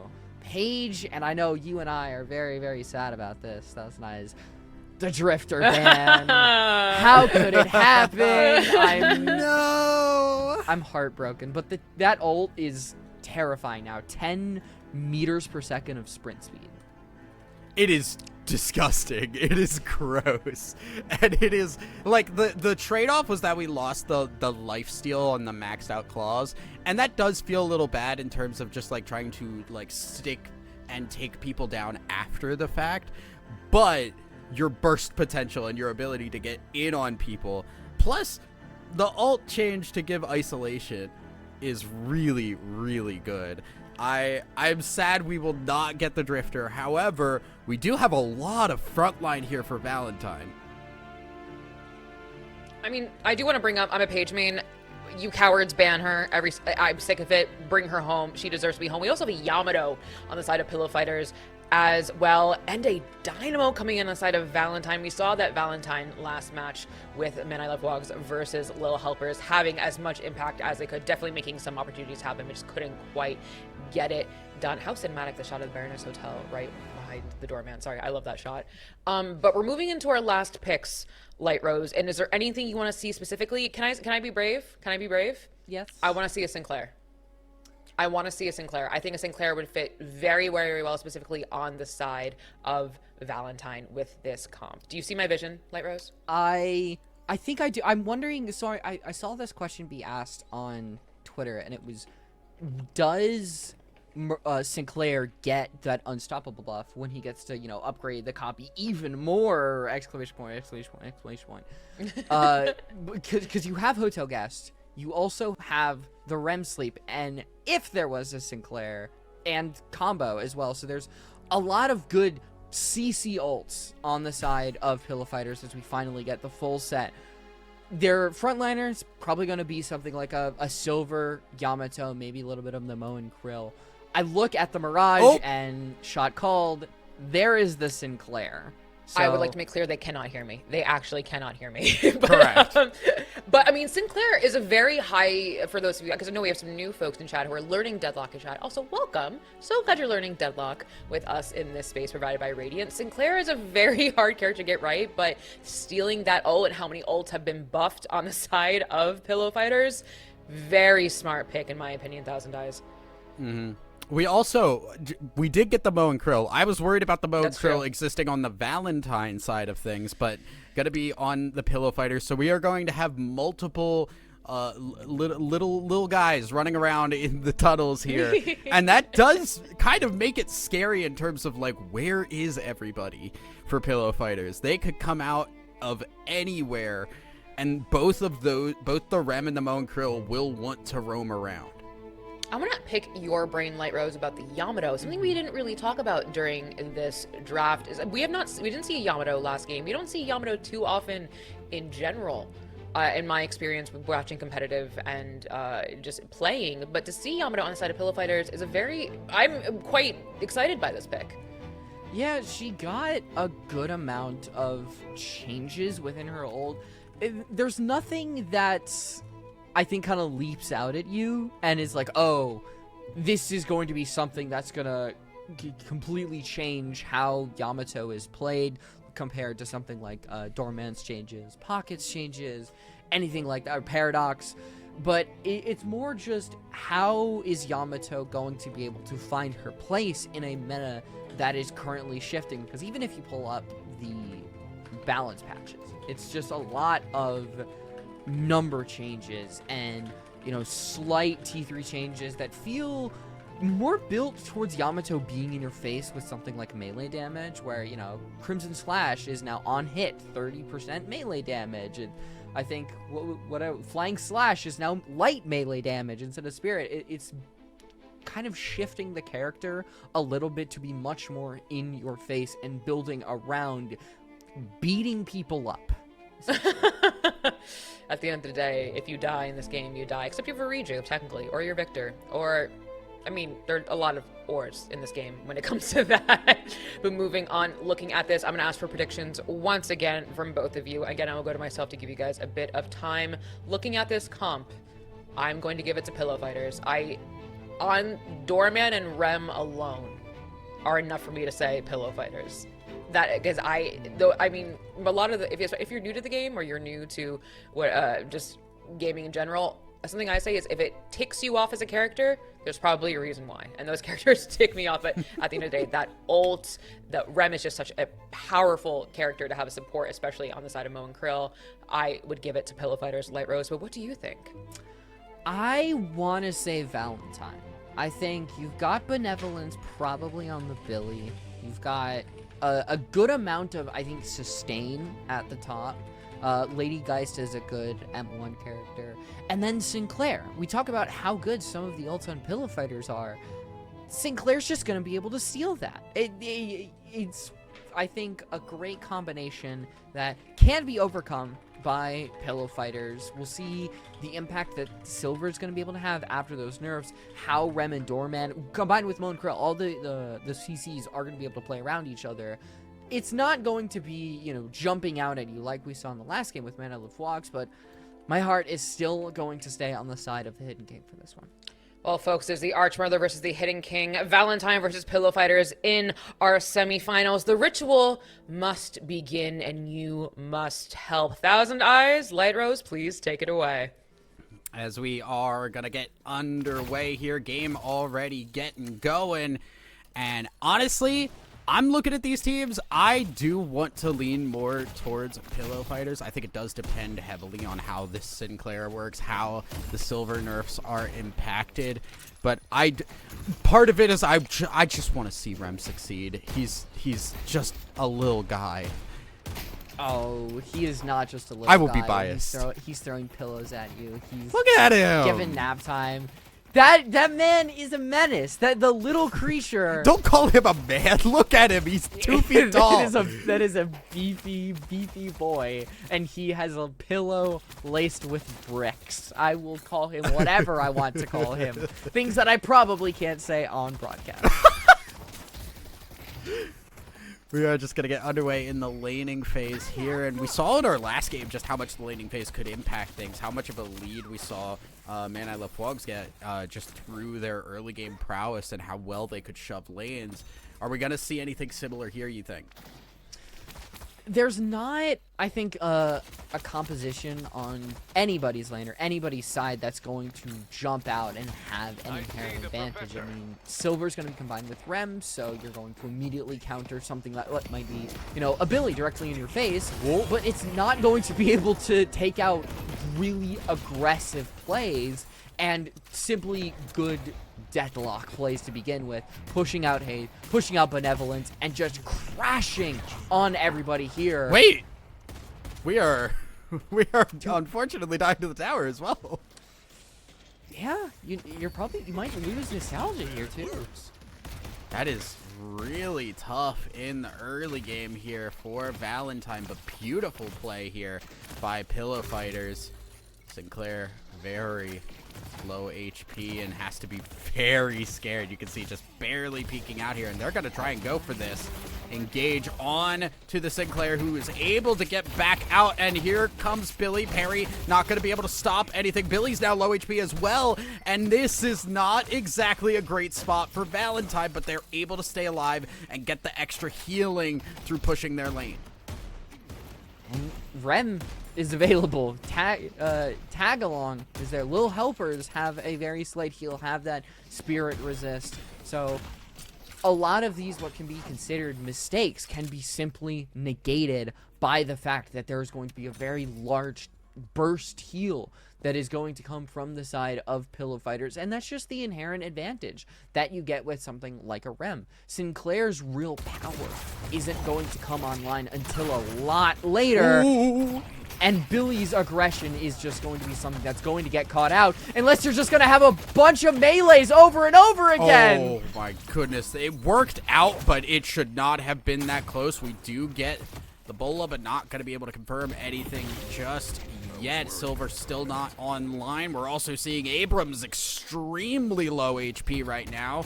Gonna hide back and heal, but Mirage is behind and taking pot shots. The kill will go on to Abrams, and they're gonna finish this Dynamo off as well, thanks to the Mo and Krill ult coming online super early, and Valentine are now even further behind, but Pillow Fighters are playing this lane beautifully.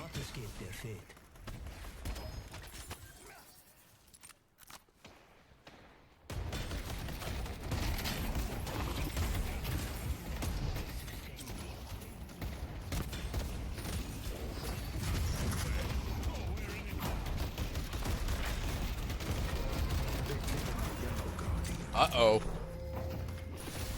First tower taken in 4.5 minutes, and Abrams also low HP. Mirage not able to finish off the kill just yet, but extremely low HP, and the pressure is immense. Our yellow walker is under attack.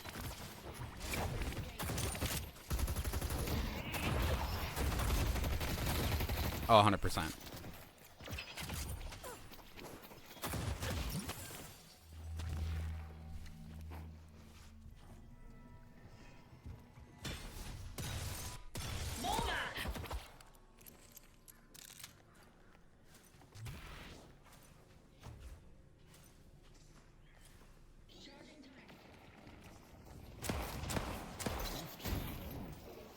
Yeah, we are Gonna see what Benevolence can do here on this Lady Geist. But again, now we see the Mo and Krill, like you said, moving in and trying to put pressure here. Not able to get anything through that tower. And now Sinclair, unfortunately, not able to play hide and seek successfully, will go down.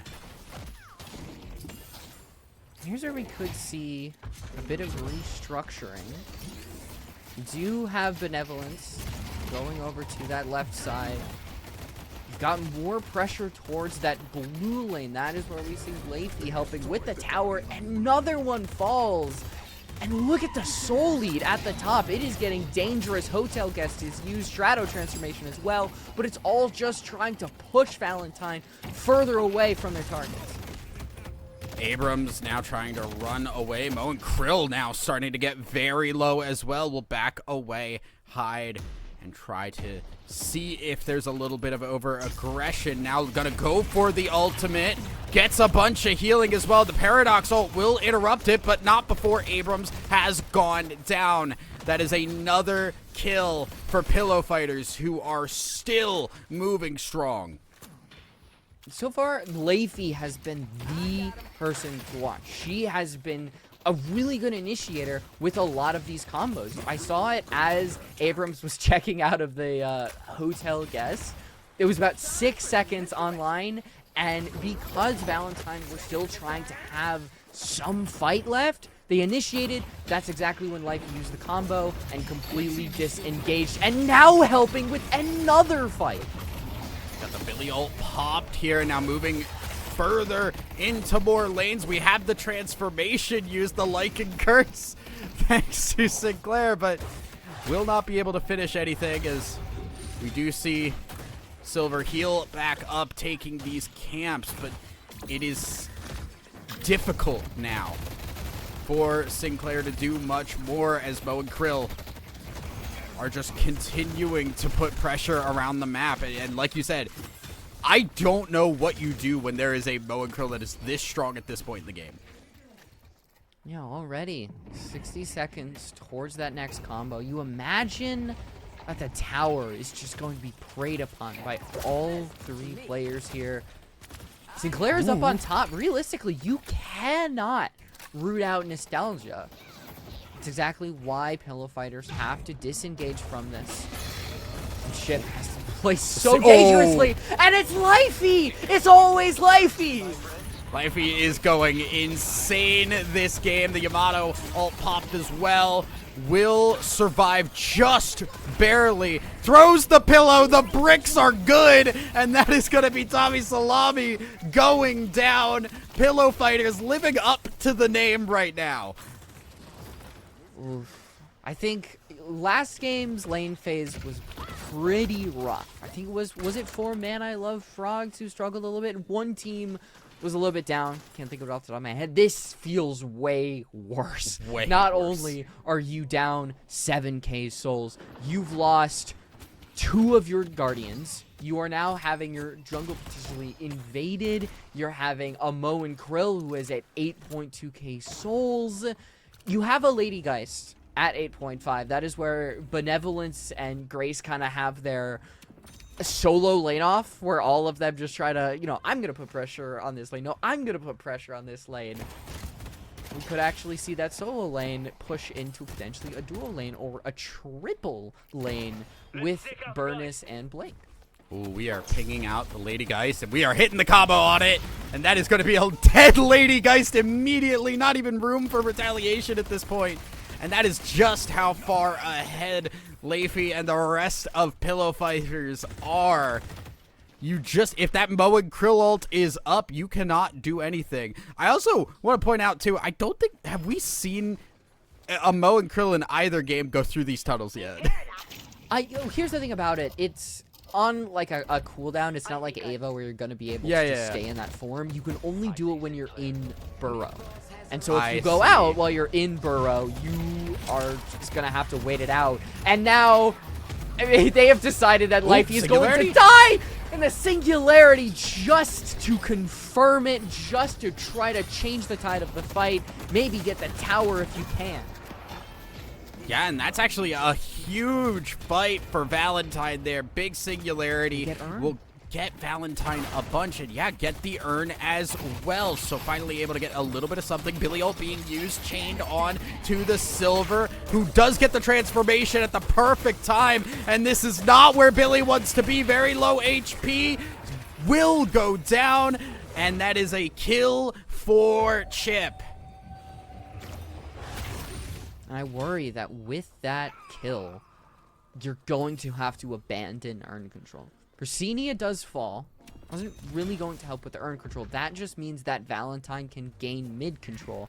Might be able to potentially get the Guardian, but if you do get the Guardian, you're going to have one less person for this actual urn fight, of which Pillow Fighters have maintained control. They have people ready for this fight, but if Chip goes down because you do not have the Lycan Curse, that's going to make things so much more difficult. Shadow Transformation just to try to change the tide of things. Urn is dropped, and now it is a true brawl for control. Absolutely is. Dynamo trying to get the team out, but will not be successful. Paradox will fall. Abrams next on the list, and Valentine are starting to go down one by one. It is a trade as Chip does go down. Yamato extremely low HP as well. Tommy Salami has fallen, and look at the HP bars. They're almost non-existent as Valentine almost get fully wiped. It is just the Dynamo that survives. It is so funny that we have this action-packed fight. And then just Grace is just kicking her feet back and forth in the other lane. Just like, I love getting 16 I love souls. souls. La, la, la, la, la, la, la. I still have Guardian up. La, la, la, la, la. Mirage is such a funny character because he has almost no impact on the game until you get to like that 20-minute, 30-minute mark. And then he becomes just this absolute menace to society, as we see that tier 3 combo being shown to us by our lovely observers. Thank you very much. So 214 damage per second, and you're being held for about 3 seconds. So that is going to be about 650 damage per se. And if there is nobody to take the Mo and Corel out of that, it is just going to be absolutely you are dead for whoever Lifey decides to grab.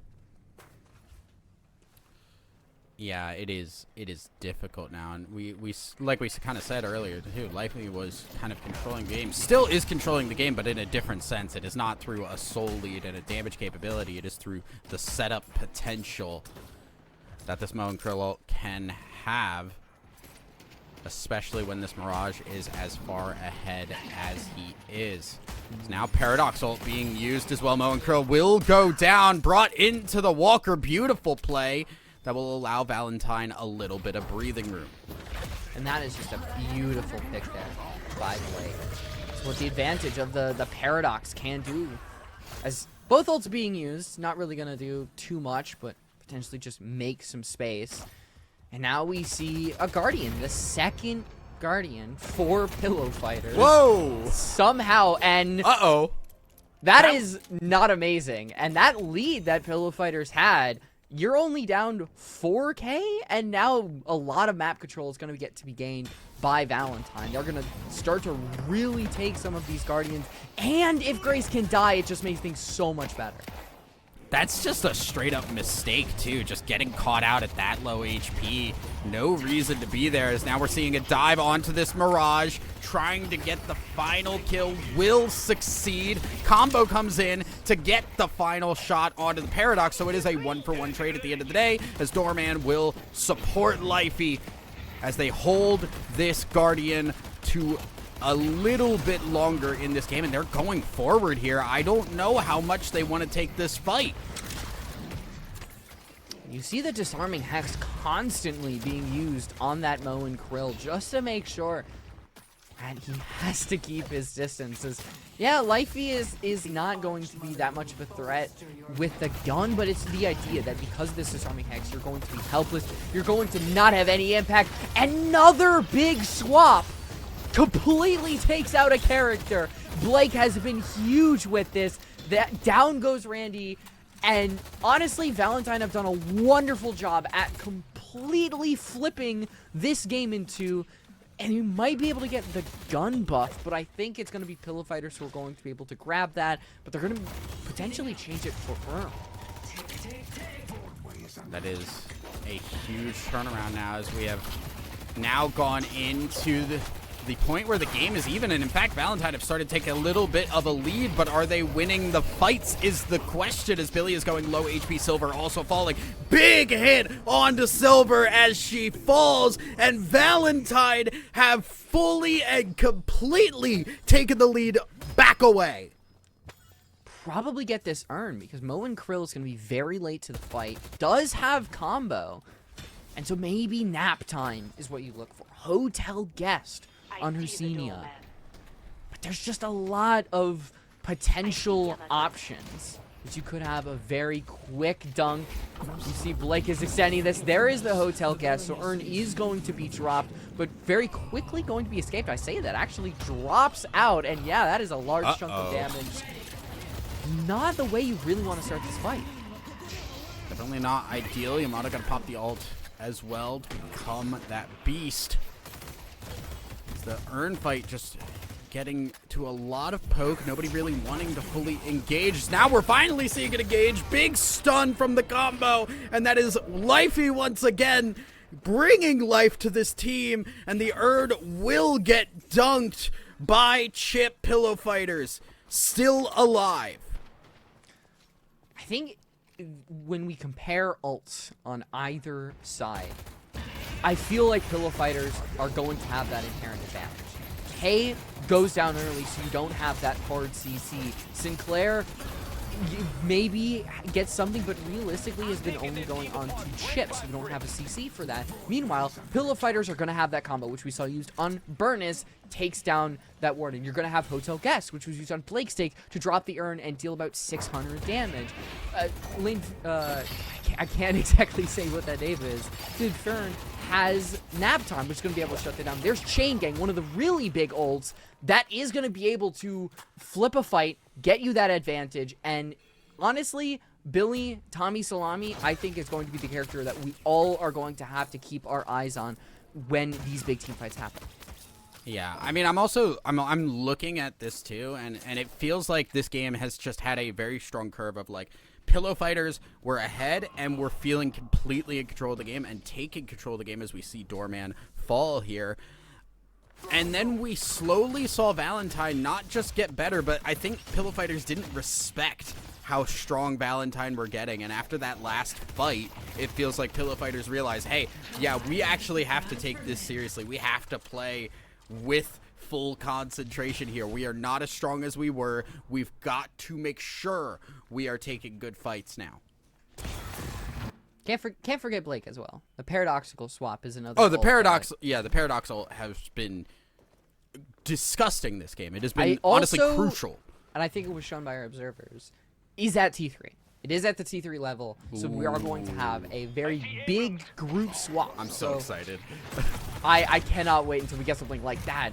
Burnus has not really been able to find a huge amount of impact because she's just been completely taken out. The combo is just going to get a little bit of life, and Lifey gets a bit too big for her britches. And now it's Chip who has to be very careful that they don't get caught out. The Lycan Curse does get popped. Can Burnus get taken care of? Yes, they can. The Silence Wave is there, but it seems like it's Valentine who still end up on top. They don't take a lot of damage on big characters like Tommy Salami, Benevolence, and Hay. It is now a big opportunity here for Valentine if they can try and get something going here. Mirage getting run down just a little bit here, and guess what? Here comes a Paradox as well. Will not be able to keep this Mirage in place. The ult not available to go for the pick as well, so we are seeing Mirage stay alive. I think we'll be able to find a way out of here, although Sinclair is now in the middle of stuff as well. And that is the new Mirage change, where it's not something where you stand still and it essentially channels. It is I want to say like a buff. Like after 3 seconds you travel, but if you take damage while you are initiating that ult, it cancels, which is why Grace was being very careful with how she pushed forward. She didn't want it to get canceled and just completely negate her chances of getting out. But as the dust kind of settles on a lot of these fights, we take a look at the scoreboard, we take a look at the map, we take a look at the context. It's Valentine up 3K. Lanes are about even, and we set up for a very, very big earn fight. Oh, Rem very far forward here. Needs to find somebody to jump to. Gets onto the doorman. And will doorman be able to get out? Hotel guest used just for the ability to get away. And now will get put in the hotel himself. He has lost the keys. He has fallen out. And he is going to die for it. Unfortunate for this doorman. And I think probably one of the more rough ways to go. Combo just to try to take out Benevolence. But even if you get Geist to this amount of HP, Benevolence still has the swap. They use it, and now chunking Mo down to a very low amount of HP. Escape the slam. Can't just look at the life drake being tethered to a mole around the corner. And it seems like Earn might be able to get deposited by Valentine if they can just find a way to sneak it in. A very big fight happening on that and around the corner, as Geist has no impact on the fight itself. Seeing a lot here from the Silver, who gets the transform but needs to get onto this Lady Geist. Is not able to get her. She's just too slippery and will let this Lycan Curse wear off. So we're now going back to our push here over on the right side lane. Did see Valentine deposit the Urn. So that lead that they had extends to souls, extends to kills, and now is going to start to extend some map control. Because Chip does not find Benevolence, that left lane is now going to continue to be extended further on out, and eventually we might have a mid-boss. I would expect after the next fight, that is where we are going to see a really big mid-boss contest. And Mirage now has Ricochet, Toxic Bullets, Hollow Point, Headhunter. Grace is scary at 28k. By and large, the biggest in the entire game. Grace is kind of just the big point here. If they can get that Mirage down, a lot of Pillow Fighters' composition feels a little bit lacking. Valentine just need to not get picked off like they have. They're just both waiting right now.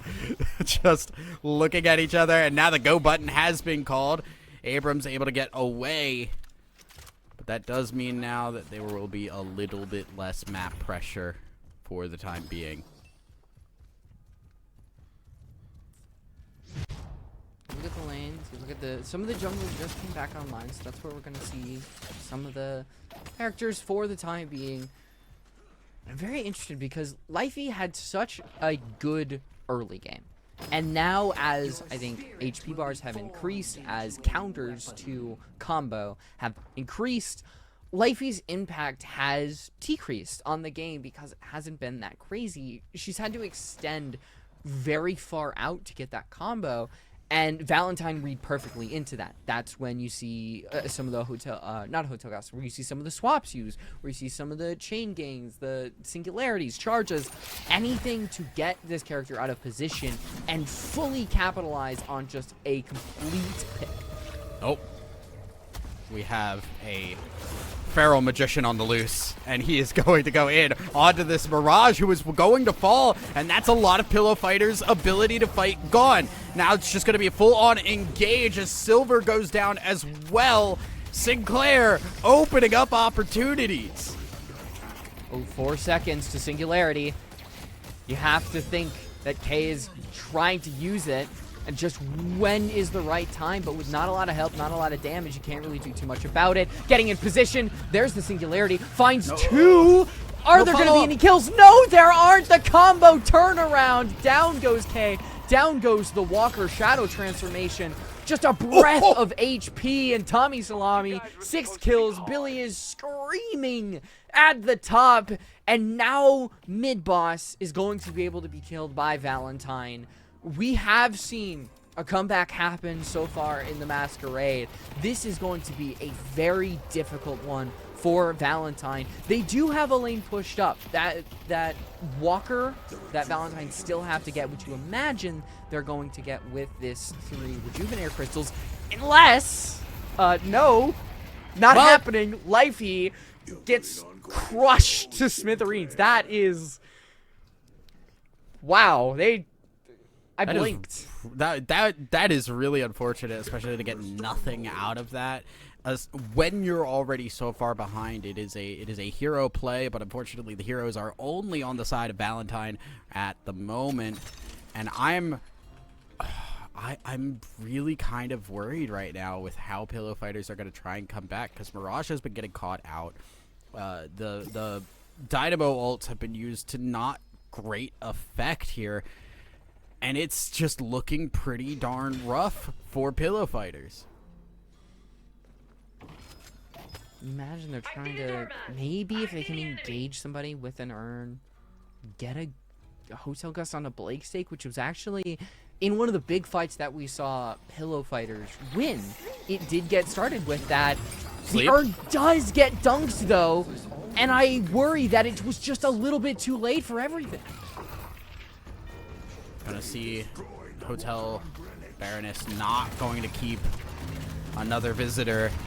The Walker will be deleted so very fast. Combo being used on to Burness, who is going to jump away, as we have seen time and time again. This Abrams always having to use this ult to disengage. You still don't even get a Rejuve Crystal. You have to wait for both your support players to come back online. It is I think the change from Man I Love Vlogs to Valentine is that Valentine aren't as good at keeping that map control on. I don't know if you've noticed this, but a lot of times there is a lane that is in dire need of repair, and so that makes it where you can't engage on a true fight with your Rejuve Crystals because somebody has to go help out that lane. That's about 20 to 30 seconds that you have to wait for an actual fight to happen. And we're about a minute 45 seconds away from that Rejuve going away. And we have seen one fight, but actually hasn't been any usage from Valentine. Oh, you still got 3 remaining. We are currently feeling like we are in a little bit of a holding pattern, which is weird to feel considering we still have those 3 rejuves up. I feel like it is just Valentine need to find that opportunity to group up and make use of this buff, because they have been kind of just giving time for Pillow Fighters to get back in order here. I see the goat man. There it is again! Your lanes! Valentine, your lanes! No. Where Rejuve is down in a minute. They won an urn fight, and then they haven't done anything else. And unless we are starting a fight now, which I think that's exactly what they're doing, they've let go of that left lane and realized we need to initiate a fight right now, or else it's going completely by the wayside. And as our observers are pointing out, Rem does have Curse, which could be used on Tommy Salami, Nostalgia, when that ult gets popped. And here we go, 30 seconds of Rejuve and initiation. We are seeing Mirage here getting caught out. Will be able to survive. Pressure being done here by Valentine. They need to use these rejuves. They've only got 15 seconds. If they time that really wrong, it could go very poorly for them. They're just going to go in past these towers. Nap time being used. Sleep onto a couple as the Dynamo follows through here. Will be able to get a kill, but this is 1 kill in response here. So they are just still fighting things out. Mirage still able to stay alive. Ult's being used the opposite direction right now by Pillow Fighters, but they're not able to get the fight. Lady Geist goes down. Abrams jumping away again, just on low HP, and Pillow Fighters are somehow getting a little bit of something out of this fight. And Narithia finds Tommy Salami. Does not die. I hate saying this because it feels like Valentine have a lot of control with their soul count, with their composition. but I'm just not confident in their ability in the long term that they're going to be able to get this, because the Rejuve did not get the true impact. Their lanes are constantly falling in disrepair. If Pillow Fighters can get this urn, it's a favored urn, and because of those lanes that are really, really important, this is going to be a pretty easy dunk. And there's a lot of souls in this. I think it was about 9.6k. And so far, Pillow Fighters have got a lot of counters, like we saw on Nerifia, to Curse. And what if Grace suddenly gets Disarming Hex? Get Dispel Magic. There's a lot of ways that Pillow Fighters can get back into this game. There are a lot of ways, but they've got to actually commit to them. They've got to find the angles. But we have seen, I think it's fair to say we have seen more mistakes here from Valentine. While they've gotten such a strong lead and they've been in control of this game, I think what you said just rings really true. The lane control has been a problem, because how long did it take them to actually make use of those rejuves? They had to abandon lane because Rejuve was running out. And it did get impact. We saw K be revived by the Rejuve, but then Benevolence goes down. That's because the Rejuve already expired. So we're getting to the end point of a lot of builds. 30 minutes in, we're above 200k souls on either end, and we start to see some of the big plays. It was shown Refresher, so K's singularities are going to be really, really important. I think Grace had Vampiric Burst as well, so that's going to keep her alive.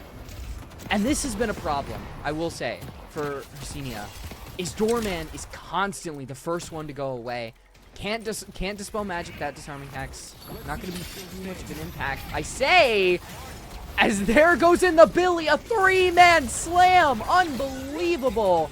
And I talked about how important Tommy Salami in that ult would be, and it is. It is, and they're going to chase down another kill onto this Mo and Krill, and that is going to leave Rem a little sad and alone. Does not have a bed to rest on, and will be killed as the mid-boss spawns once again, and Valentine going to go for it another time. They got to make a little more out of this one, though.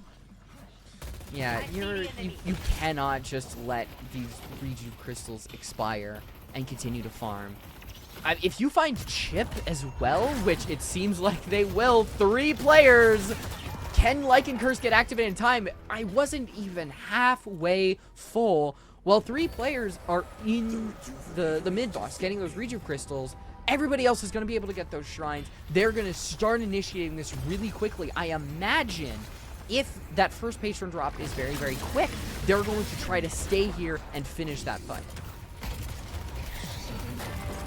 We're seeing shrines fall, and I love to see that the rejuves are being used immediately.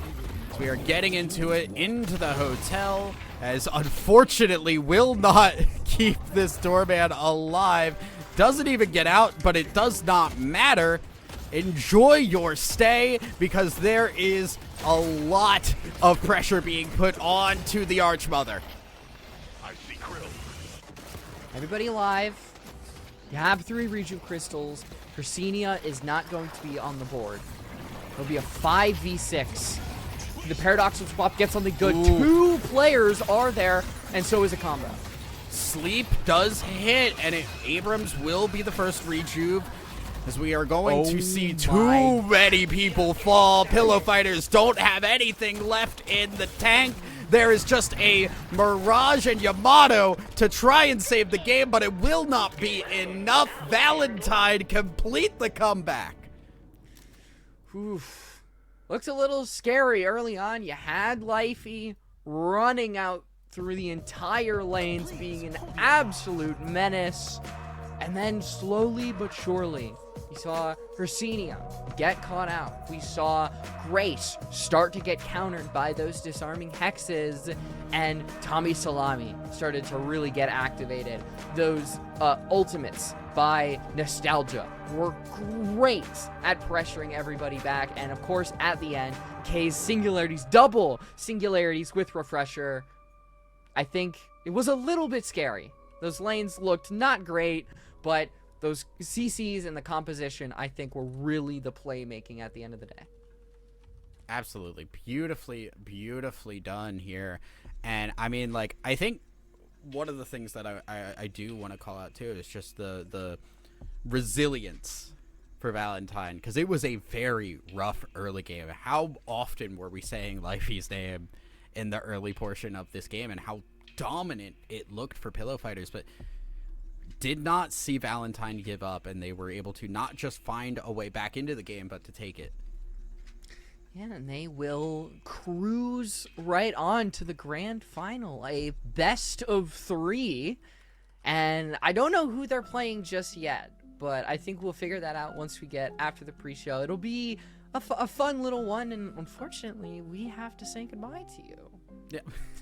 We will unfortunately be saying goodbye to me, but that does mean that you guys are going to get the ever wonderful Pinecone. And I am very excited to watch her on cam after working with her behind the scenes for so long. Very excited to watch her do her thing, but it has been amazing. It has been wonderful. I have loved getting to work with you, Light, getting to work with Liz, and getting to work on the Masquerade, because it has been a blast. And with that, we are going to send it to a quick break to get ready for our best of 3 finals, guys. Don't go anywhere. We'll be right back.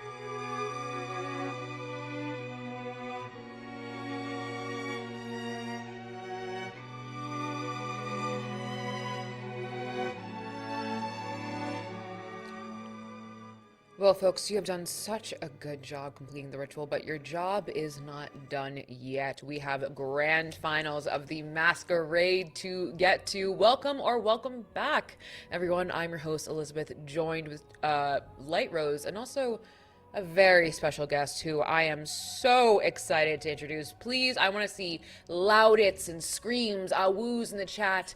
It is Pinecone joining us on the desk, and for the cast, Pine! This is so exciting. Literally, Light Rose and I are losing it because Pine, for those of you who don't know, is always behind the scenes making magic for Radiant. Is like the godsend of any Radiant production. We love Pine, and Pine has joined us on the talent side of things today to talk all things Deadlock, because correct me if I'm wrong, Pine, you are a top 50 Kelvin, if I'm correct? I don't know if that's accurate anymore, but I am a pretty solid player of the game. Yes. Yeah. I think you're underselling yourself. You're a very extremely talented competitor of the game as well, and we do not undersell ourselves here at Radiant. But welcome to the desk. Thank you for joining us. I'm going to talk to you for a little bit, Pine, because this was kind of the Masquerade was a passion project from you. Yeah, I guess a little bit of context is that I do work with Radiant, who has put up the little prize pool for this event. But this is kind of a thing that I've been spearheading. This was a free weekend. Everyone who's working on this has volunteered their time on the Radiant side, and also, you know, everyone who's casting, you two and Thousand Eyes and our observer and our admins. Everyone is doing this essentially because, like, we just love Deadlock, and we love, you know, like, what we do at Radiant is, like, so centered around, like, the marginalized gender communities and the women's communities in these games.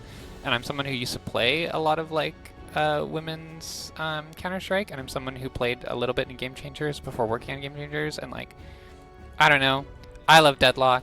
I play in the Death Slam events all the time, and I love what they're doing over there. I love what all the different grassroots stuff that is going on for Deadlock is. Like, I love Freak Fest that's happening right now. Sadly, I am not playing in it. But I don't know. But you're here. Yeah, we're here. And this is also exciting. And you get to hear me yap. So that is crazy. I'm not used to being on the side of the broadcast. So thank you for having me. I hope I do a good job.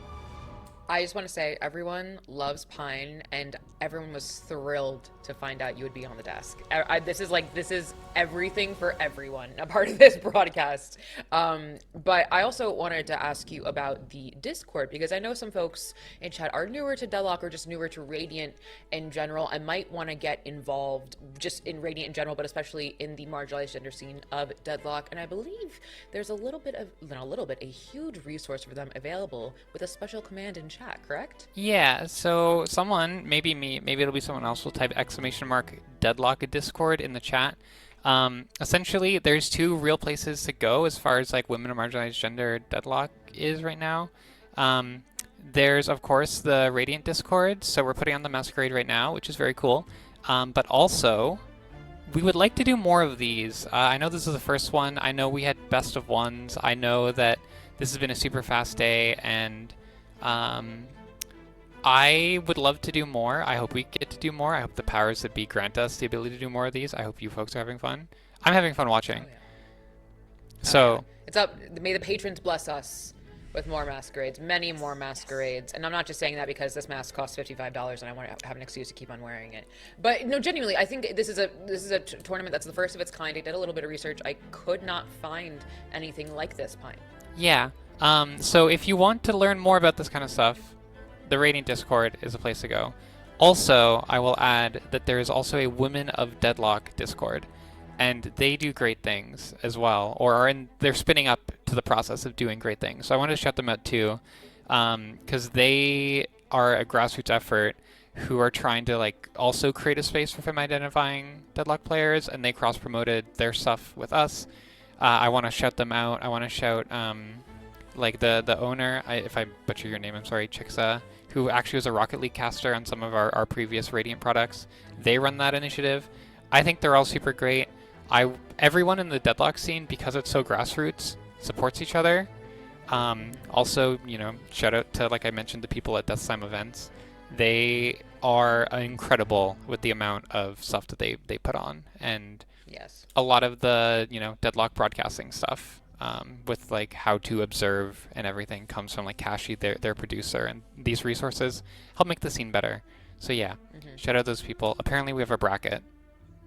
Oh, shall we look at the bracket? Yeah, apparently, Let's send it to the bracket because we are in our grand finals of the Masquerade. The patrons have been crying for blood, and we have been giving it to them. Give me those slashes across. There we go. Thank you very much. Oh, that was perfect timing. Moving forward, we have Team MSN and Valentine in our best of 3 grand finals. Light Rose, I'm going to go to you because we talked to Pinecone for a bit, which we love. But you to talk to you about, we had best of 1 single elim. Now we're in a classic best of 3. This is going to be really interesting because we've seen Valentine, but Team Mari coming in from the top is also just, I think all of this is going to be an incredibly exciting game because there's a lot of recognizable names on either side. And it's interesting because it's not exactly recognizable from Deadlock. It's going to be more recognizable from Overwatch, which is interesting. And as we pull up the roster sheets, we talked about Valentine. Mari is really where the chunk of what we're talking about because we haven't gone over them so far. I guess I got MSN from the MSN. I'm older, like the MSN, like AOL, you know what I mean, Pine? Like, but it is I am old. Mari. Yeah, you're outing me as an old head. That's fine. Okay. Thank you. I do know what MSN is. Yeah. Yeah. I think it's my mind went to, but that is Mari, and apologize for getting the name wrong. But I mean, as Light Rose said, you recognize all these names. I get kind of the Deadlock Classic, right? You recognize these names from other games. Yeah, I mean, there's definitely, it's really cool to see some of the Calling All Heroes players playing in this tournament. I think it's awesome. Bernice, or I believe Wicca, was their previous handle, is a staple in the Calling All Heroes scene. We just saw them play. I think, no, wow, I'm already doing a bad job at this. That's awesome. We saw them play last game. Their team, I thought, looked really, really good. I think Nostalgia on the Sinclair was an absolute monster. And I think like Tommy Salami is someone who I recognize from like the High Eternus ladder games. His Billy is monstrous. And I think that there's no way Mari lets that through the draft phase. At least, if I was playing against them, I wouldn't let it through the draft phase. I think Billy is going to be a highly contested pick right now, and even more so when you have such a good player on them. Now, to be fair, Benevolence did not play the Billy in the last game. Maybe that was like, we're making it easy on our opponents, but Benevolence was on the Geist. It was Tommy Salami on the Billy, so, but I kind of do agree with you. I think letting that through when you're in the BO3, when you're in, everything is on the line here, would be a very, very big risk. But we'll see. I want to know if there's going to be another Wraith ban. Yeah. I mean, cowards, all of them, if they do. I don't know how well Wraith actually rates in the current meta after the big balance patch. I haven't gotten to play too much. I'm getting the impression she has gotten a lot better. I'm not sure if she's still up there in like the highest tiers of like M1 picks. I know Infernus has also gotten really, really buffed too. But also on the other side, Haley is someone who I've also seen on the ladder. And I think it's super cool she's playing in this tournament.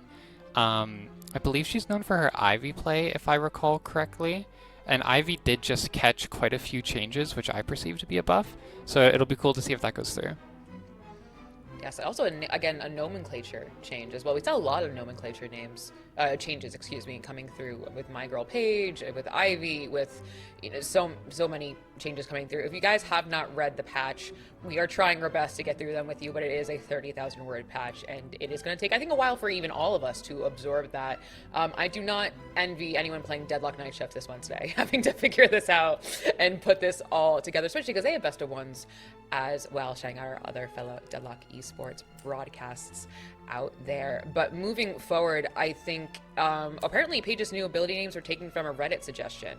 Did they also take nerfing her root? Because that was not fair, Valve, and broadcast friendly words. But like Rose is so sick of my sake of my agenda. It's annoying. It's okay that it got nerfed. It's okay. We will No, live. it's not. No, it's not. Free my girl, Paige. Maybe Paige will be picked because we have our picks and bans now ready for our grand finals. And as a reminder, it is a best of tier. You've been seeing lots of best of ones today. Out the window. Forget that. Move on. We are in it for the long haul now. And while we're waiting for picks and bans to come through, don't forget to check out the Deadlock Discord that Pine was talking about. !Deadlock Discord in chat so you can get involved and we can do more of these if more of you want to do them. And who wants to hang out with me, Pine, Light Rose, and Thousand Eyes? I think everyone does. Moving into picks or bans, I'm gonna go to you first, Pine. We see you highlighted that Ivy may be coming in, but it was the first ban for the side of Valentine. Yeah, like I mentioned, Haley is a extremely high-ranked player, a very good Ivy player as well. So, and I do think that right now in the current meta, Ivy is one of the top support picks. I think she just does everything, and she has so much CC and control of the fights. But then also, yeah, Mari is gonna ban the Wraith. I mean, that's something I think you talked about a bit as well, Pine, that, you know, you weren't quite sure how it was going to look with the build. I haven't got my hands on her either, even though I've had my high priority pick on her waiting. I think a lot of people are playing her, but Light Rose, we go once again, a must pick that I feel like it's been a must pick for weeks and months on end. Paradox coming in on the side of Valentine.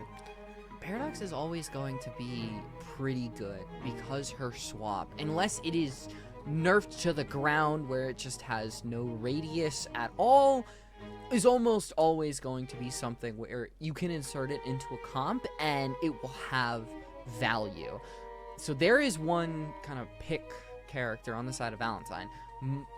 Mary going for the Billy is pretty nice. We talked about how maybe they would want to ban it out. No, Mary's just gonna go straight up, we'll take it from you, pick another character to play. Yeah, they do take both the Billy and the Geist away from Tommy Salami and I believe Benevolence from the last game. Those two characters got really out of hand for Valentine. So you can see that Mari has definitely been watching and doing some of their prep because they kind of ran the lobby between them and the Sinclair. It's kind of interesting we see the Wraith ban over the Sinclair. Like I said, I've only played a couple games on the new patch, so I'm not sure how great Wraith is. Maybe she's insane. These players have probably played a little bit more than I have prepping for this because I'm helping out with a lot of different stuff right now. But we will see an Abrams and a Yam. So the meta for a long time in the high-level drafts has been to secure your frontliners early. I think it's interesting with the para changes that she gets picked first. Usually she's lower down in that pick ban, and you pick your frontliners first. We say Amari got the Billy and the Geist, so their frontline and their off tank. But I guess maybe para is super strong now. Like I said, I haven't played too much. But Abrams Yam is a very good frontline for Valentine. That is a strong combo right now, and more bans are coming in. Oh, Pocket. It was going to be a Bebop ban. Pocket, yeah. Pocket ban Pinecone. Yeah, it's interesting that Mari... Sorry if I stole it from you, Light Rose. It's interesting that Mari bans the Pocket. Because I do think that... Well, okay. Pocket wrecks their comp. And they're probably not planning on picking it, right? Like they could have maybe picked it here instead of the Page. But Pocket basically doesn't let Billy and Geist play the game now that their Max Affliction stops all healing. But it would be also a very good pickup into Abrams Yam, frontliners who also really value that healing. But it will be a Bebop ban on the side of Valentine now. The GT coming out as well. That is interesting because Great Talon was one of the few characters that did not get touched in the patch. Almost nothing was there. And it feels like Great Talon doesn't get a ton of value. Like, his main thing is going to be that owl, which is going to be a huge bit of burst damage, a huge bit of CC and the ability to stay in the sky. So I wonder how Mary are going to play around that and maybe have somebody that's going to assist the Page potentially in that backline. Yeah. See the Lash come in as well, Pine. And also, is that a Bebop ban on the side of Valentine? Yeah, it is a Bebop ban. I'm not sure about that. Maybe Mari has a Bebop player who is a known menace. I don't actually know off the top of my head. Because Bebop bans, I feel, tend to be targeted. Or maybe they just don't like playing against Bebop. I think that's totally fair. More picks and bans coming in, though, from the Amber Hidden King side. Venator as their M1. A very strong M1 right now. He didn't catch any changes in the last patch, which I thought was a little sad because, I don't know, I was in a scrim the other day and my holiday player got 100 to 0 after lassoing a Venator. With the gut shot into melee confirm combo, and that feels illegal. Yes. So yeah, It should be. it should be illegal. As well as a Dynamo pickup as kind of their support. That's kind of interesting, actually. We haven't been seeing a lot of Dynamos lately on the old meta before the new patch. But this is a second I think we've seen today on broadcast. I feel like a lot of, because Dynamo used to be very heavy around the kinetic slam. Like that's what you had to build Dynamo around.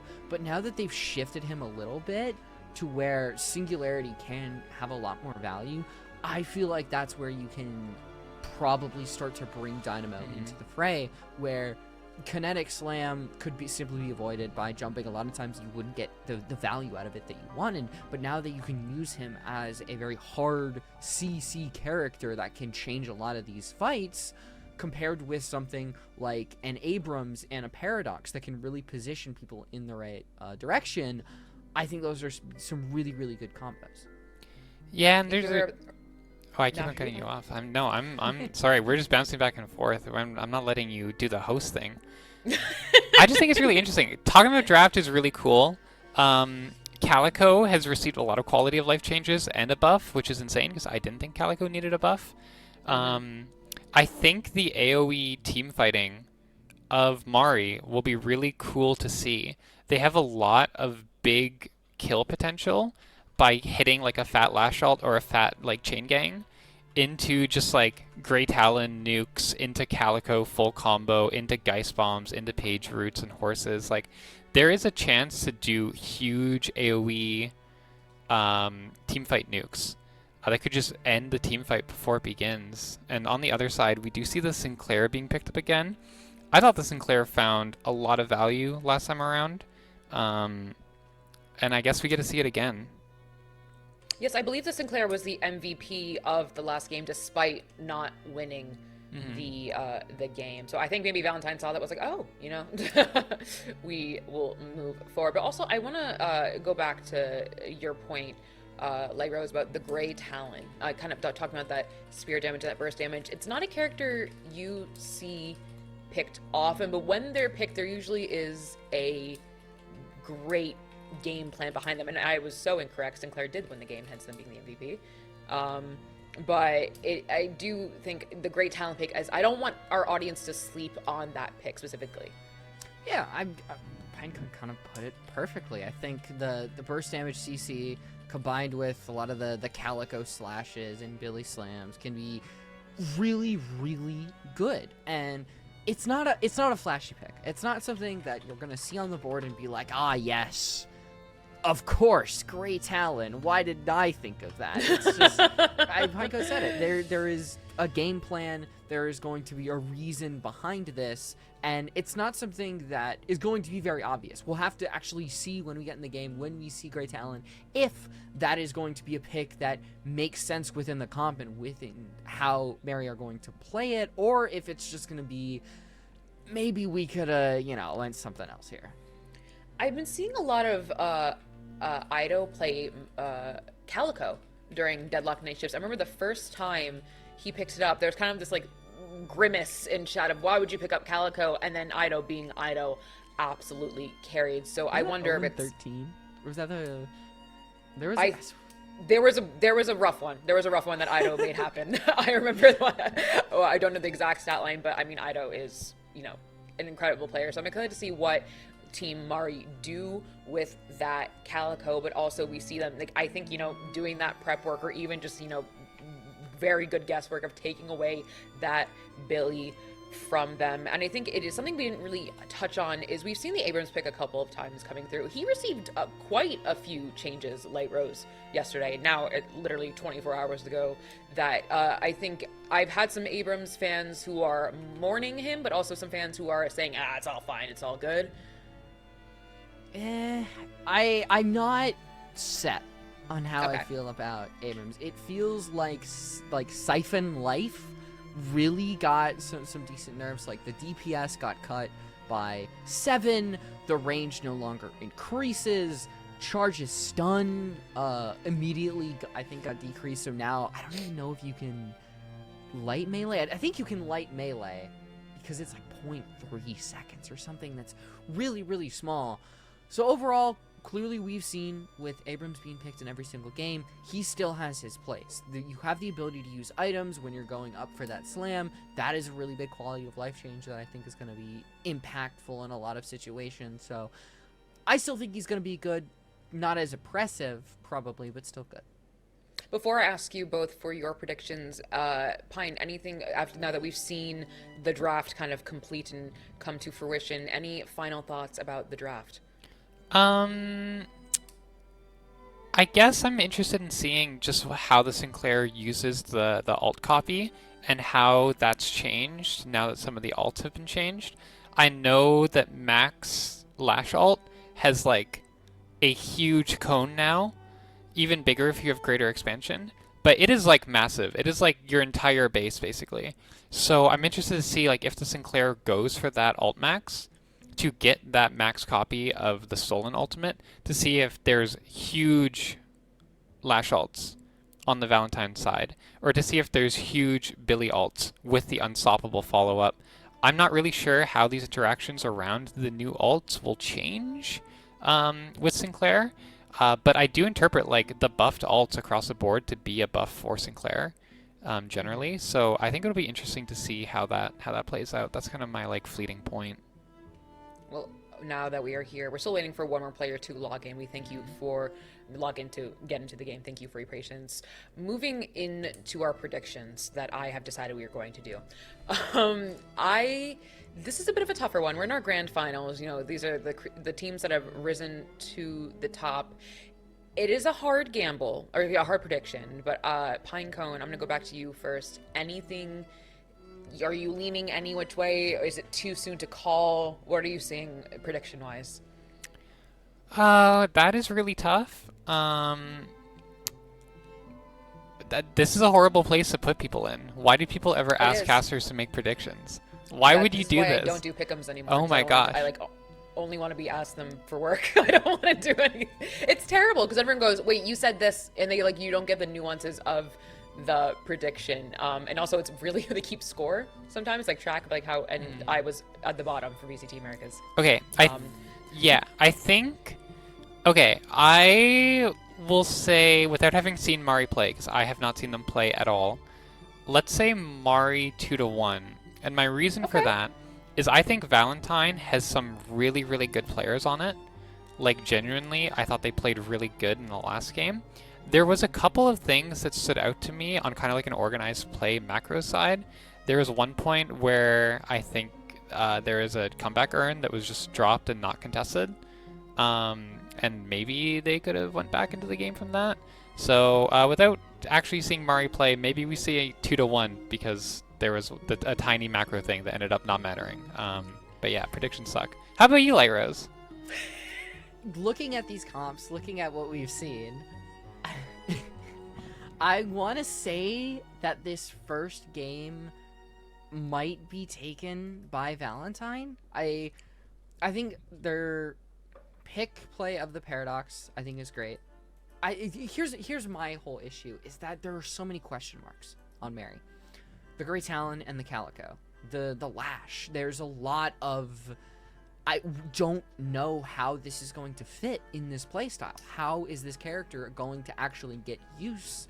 And with that, I can't in good conscience be like, yeah, I feel Team Mari because I'm just kind of throwing darts at a dartboard here. That really is the thing, because we've seen Valentine. We've seen the impact that Paradox can have, the Dynamo, the Abrams.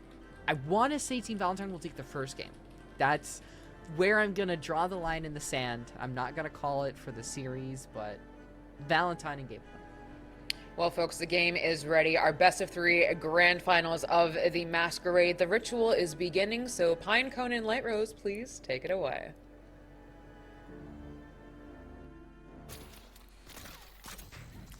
We're gaming. Right. Yeah, we are gaming. I can't. You have casted before, correct? A long time ago, I used to cast some Counter-Strike. I haven't really done something like this in a long time, so please forgive me if I suck. But I do play a lot of organized Deadlock, and Benevolence actually is on that. Venator manages to pick up a kill. I'm just looking at the lanes right now because we joined a little late. Yeah, already losing your Billy is not amazing. Yeah. Kind of leaves your page all alone, but an Abrams Venator lane feels really, really strong because you have that decent M1 combined with the tankiness and the charge that Abrams has. Yeah, I mean, Billy Page is like one of the classic, like old patch, like strong lanes. Like you have to lane against a Billy Page in a comp match, and you're just like, oh man. But Abrams and Venators both want to do the same thing, right? Like they want to slam you into the wall. The fact they get 2 slams, like if you miss position in this lane, especially as that Page, you kind of just get eaten alive, which is super scary. Look at that, we already see one actually being pushed back. So even though the gut shot doesn't hit, I think it actually slides. That is some Doomfist tech, a slider right there. Nostalgia is the next player to fall. So already some very early action, some kills on both sides. I don't think we've seen anybody take a true advantage. The only one I could see would potentially be Mari and Salmon. And if they could get a kill onto Bernice, that would really solidify a good lead that they could have in this lane early on. You really want the tempo to be on your Calico and on your Lash. Oh my god, that's a really big slam. Oh, but the Page manages to get a trade back. I think the Venator, he's not going to clean it up. But that's a better trade, actually, though, for the side of Valentine, because the kill goes onto the Page, I believe, the trade kill. So the carries are getting fed over here. And the Billy is having a tough time. At least that is something that you can have, is if you can get, you know, Venator or Abrams low with Billy by using that bash down, getting some light melees. Page might be able to just slide on in there for a trade. So it's not something where you're just going to have complete, you know, lost value.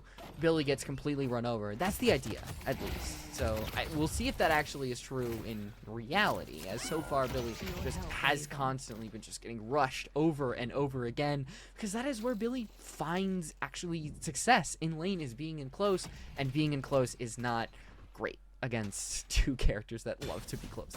Yeah, it's so much displacement that if the Billy tries to go in to find blasted value, like he pops the blasted, and then, you know, you just get gut shot into a wall, and then Abrams stuns you again. But looking here on the right lane, I think that this Calico could turn into a menace if they get to keep on bullying this lane. They're pushed up really far for 4 minutes. They're taking a lot of trades under their tower. If you're Calico and you're getting going like this, you can just absolutely, like, steamroll a game.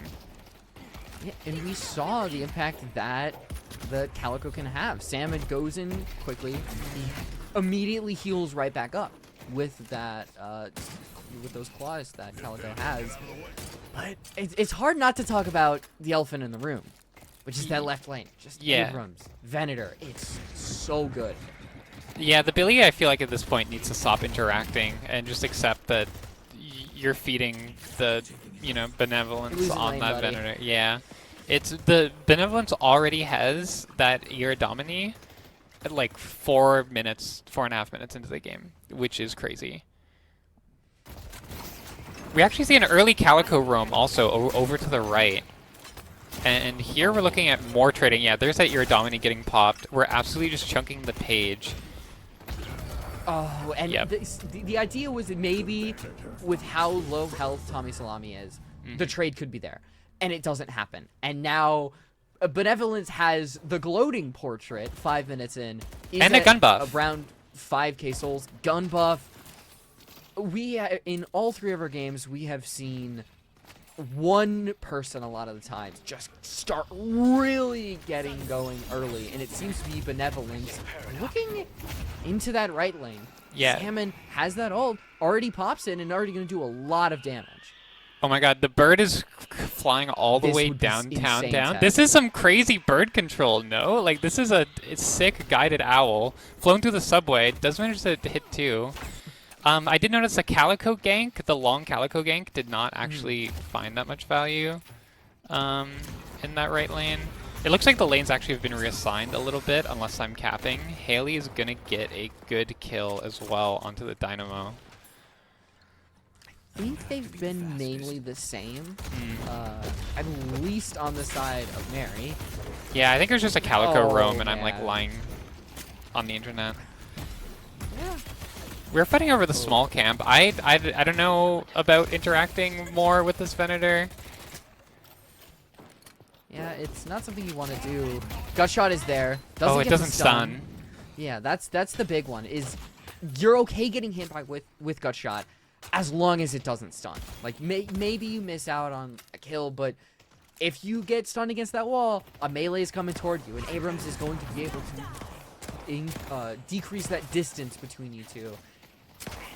As long as you don't die, if you're beat at this point. I mean, it was good, right? Like, they had a contest on the small camp, and they got it, I think. And it's good that they're not playing totally like they're losing, even though the Billy literally is just getting chains. So they're, you know, they're still doing their best, which is very cool to see.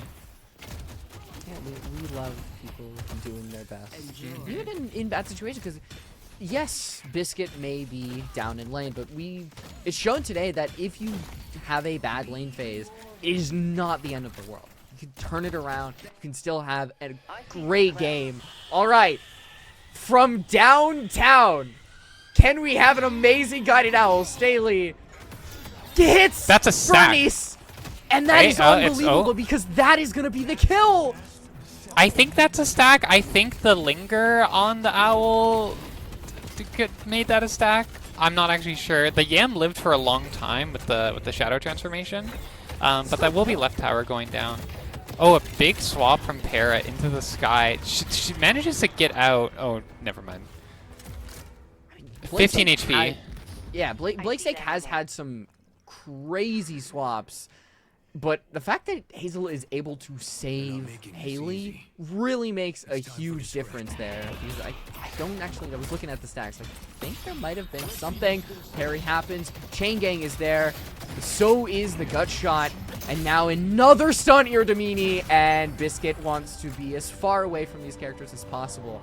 I think that's 5 on Biscuit with 4.7k. It just seems to get worse. I think that was a great opportunity, but Benevolence being there for the trade, the gut shot, the Irdamini, I mean, playing around each other is really what's going to make the difference in this early phase. Yeah, the soul count looks really even right now, but I think it really, so much of that is on the Venator, that how this mid game will go depends on where the Venator gets active and when. I didn't see how Nostalgia died, but Amazing. Tower's gonna go down. Bernice. I'm sorry. Just having this fight happen, and then a bird out of the right-hand screen just comes in and absolutely slams down, gets the kill, gets a stack. This type of play is working. We were talking about, hey, Grey Talon is a little bit of an atypical pick, but we'll have to see what Mary do. And right now, that's working. It is getting you kills and it is getting you stuns. I mean, the Great Talon birds are finding a lot of value. I think Haley is using it more or less on cooldown whenever there's even like the slightest opportunity, which is exactly what you want to see. We're fighting over the church right now. I mean, this Calico is pretty strong. I wonder if she has the 2 points in Leaping Slash that give her the extra bag when she gets kill involvement. She does. Thank you, observers. So she really wants to get active right now to snowball herself. And we just had the buffs and urn spawn. Just kind of where the mid game kicks off. And I think did just see a bird. got a little bit of stun, but I think it's mainly being used as a little bit of an escape tool, because Bernice now going to use that Shadow Transformation, but only at 5.3k souls. You're not going to be able to do too much, not going to deal too much damage. Pushing this team back, maybe getting Urn control, but you don't have Min. But it doesn't matter. Urn is going to be grabbed, and now we could see a proper fight to try to get Valentine back in the game.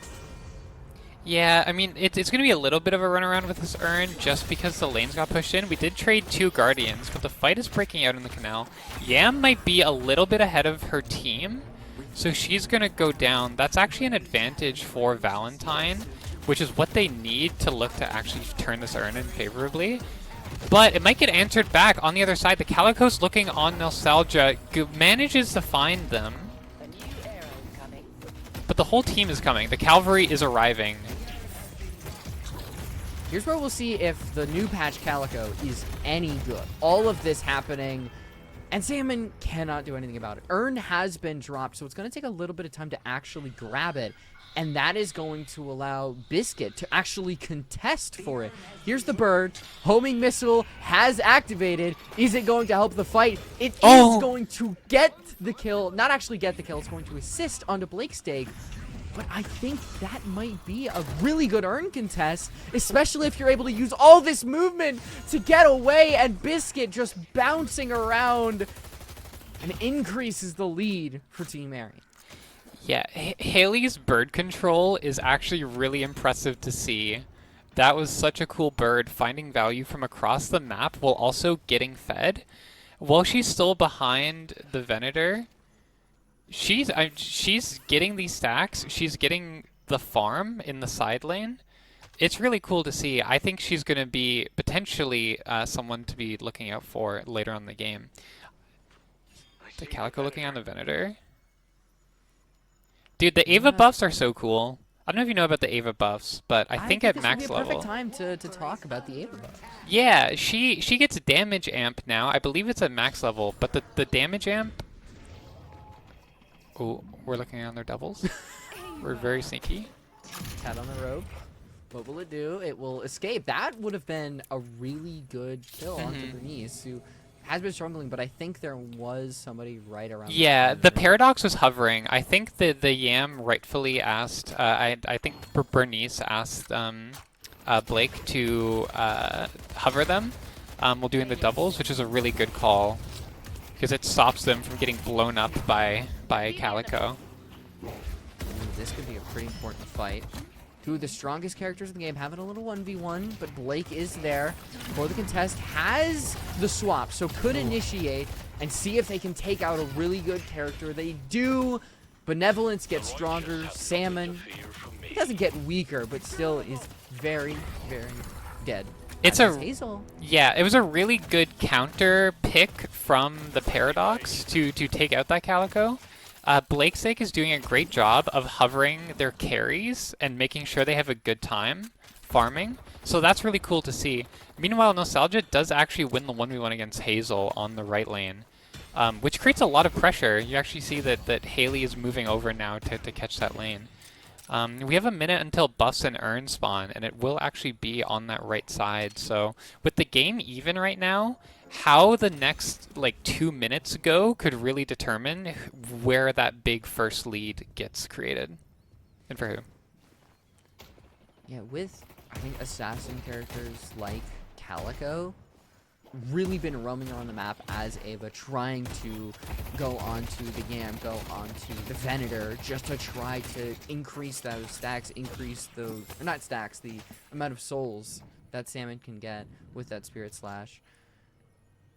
Ava is just so quick and fast, can get to any of these fights as soon as possible, can clean up these lanes, something that, you know, Valentine did struggle with. I talked about it in that second game, that their lane coverage can be a little lackluster.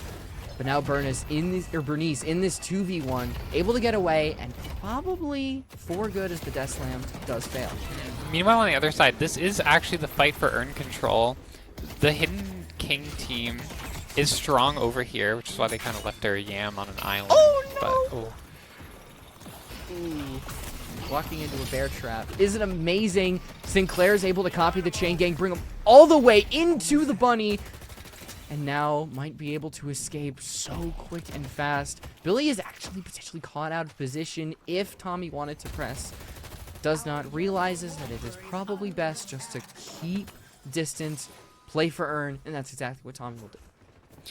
Yeah, so the Valentine side got the urn, but actually that Calico leaping slash is going to knock it off the Abrams. She has to pop ult to get away, and the whole team is collapsing in the team fight. On the other side, Hazel actually wins the 1v1 against Bernice. Dynamo ult comes out, but it's going to get cancelled by the Page horses. This is not a Oh, moment the you slam! wanna lose. The slam is there. Bernice. Excuse me, Tommy Salami is going to be the one to fall in. Benevolence, even the Iradomini, not going to be able to save him with just a breath of HP. It might be a full team kill if they can get the confirm. The horses are going to go through just so Nostalgia can try to get away. Perry is there, combined with the Walker Slam, actually gets out and is now going to try to recontest. The Walker does go down with the assistance of Kay. But on the other side of the map, Pine, that's Earn. Yeah, I mean, it started out so good for Valentine, right? They got the Earn pickup. Bernice was pressuring the heck out of Hazel. It looked like everything was firing on all cylinders with their macro game. They had everything they could have wanted. And then just really, really good fighting from Team Mari, like capitalizing off of Salmon, just kind of like creating these openers. Everyone showed up and they get the Earn possession. Now they're up Walkers, they're up in Earn. They're at 20, or oh my gosh, I'm bad at math. 15k soul lead, I think, 14k at this point, is really nice to see at the 17-minute mark, and they've neutralized Benevolence's lead that they got in the early game. Ooh. Yeah, Benevolence was, I think, 6-0, potentially going out of about 10 to 12 minutes. Now he's only gotten one the kill. bird. And the bird.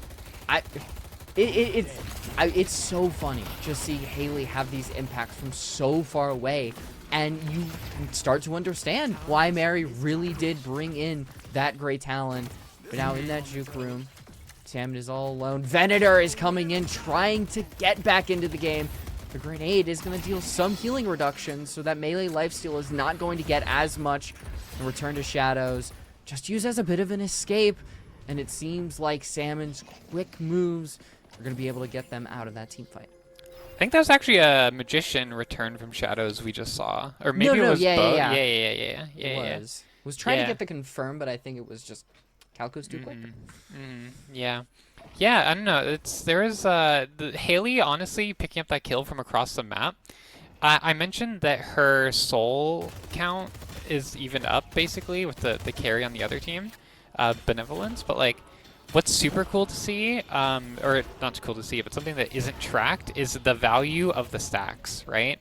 How much is the extra spirit power from those bird stacks actually worth in terms of iteming? I have no idea, but it's got to be something. I feel like they have a lot of them. I don't know if we can see the stacks. I don't know how they show in the observer client, but I imagine it's got to be quite a few. I think if we do observe Haley, we can see how many stacks that Great Talent can get. We'll see if we eventually do get to kind of pop over there. Ooh. And it's an interesting build too. I don't know too much about Great Talent itemization, but it's not pure spirit. It's like this mix of like, is that recharging rush? I think it's not ballistic enhancement. I like never buy those items really, because I'm a support main. But we see like it's a surge of power, rapid recharge, recharging rush. Like it's like a mix of damage types that all feeds through those arrows. It's a cool build. Oh, and here's those tunnels. We didn't really get to see too much when we saw the Rem in the previous game, but there is nobody to contest on either end. So it's going to be free souls, free golden statue buffs for Salmon. Yep. So now we're 15 seconds from buffs and Earn spawning. So we're seeing the teams kind of, now that they've cleared their jungle, they're staging for these buffs. They're trying to get the wave prio. We might already see some skirmishes break out. Yeah, on the left-hand side, you're seeing Tommy Salami. You're seeing everybody here, maybe apart from the Yam and the Sinclair. They're going on and leaping. Slash gonna deal so much damage, but the charge is there. The bird has landed. Hasn't gotten any kills, but right now, this Lash gets caught in a trap, but does get shielded. Iridamini is active. There's a chunk of damage to one, but Venator, around 600 HP, if he goes down, would be a massive collection, but instead, it is K to fall. Horses are there, deals health towards that Venator, will eventually be able enough to take down Biscuit. And I think Team Mari did an amazing job at splitting out these two. The bird is there. The healing onto the Venator, the assistance is wonderful. But it isn't all over yet. You actually have Nostalgia and Bernice coming in for the assist. Yeah, it looked like it was a one-team fight for Mari. They were doing a lot of damage with Kay and Blakesake falling. I think the Abrams might have died too, or got marked out of the fight at the very beginning. But it got turned around. I don't know, was it stolen page horses? These fights happen so fast. I think it might have been stolen page horses. Actually, yeah, healed Benevolence. Yeah, they healed Benevolence and then knocked up Biscuit. But it's an unbelievable play. Yeah, honestly. yeah, it's an incredible play that Sinclair just turning the fight around. The Nostalgia and Bernice just kind of running it down, and they're able to convert the urn off of that. So they've even up the soul diff. Ooh. Combined with the swap. Yep. And there, I think it might have the swap might have been counterspelled by Benevolence. That can you do that? You can counterspell Geist Swap, yeah. I think that's exactly what happened. Either it happened so quickly and Hazel's HP disappeared, or we had an amazing counter swap by Benevolence. There have been some very good mechanical plays on the side of Valentine, very quick thinking that have changed the course of a lot of these fights. And now if Salmon maybe is caught out, Lash ult does happen. It's only Nostalgia who gets grabbed, but the slam is missed.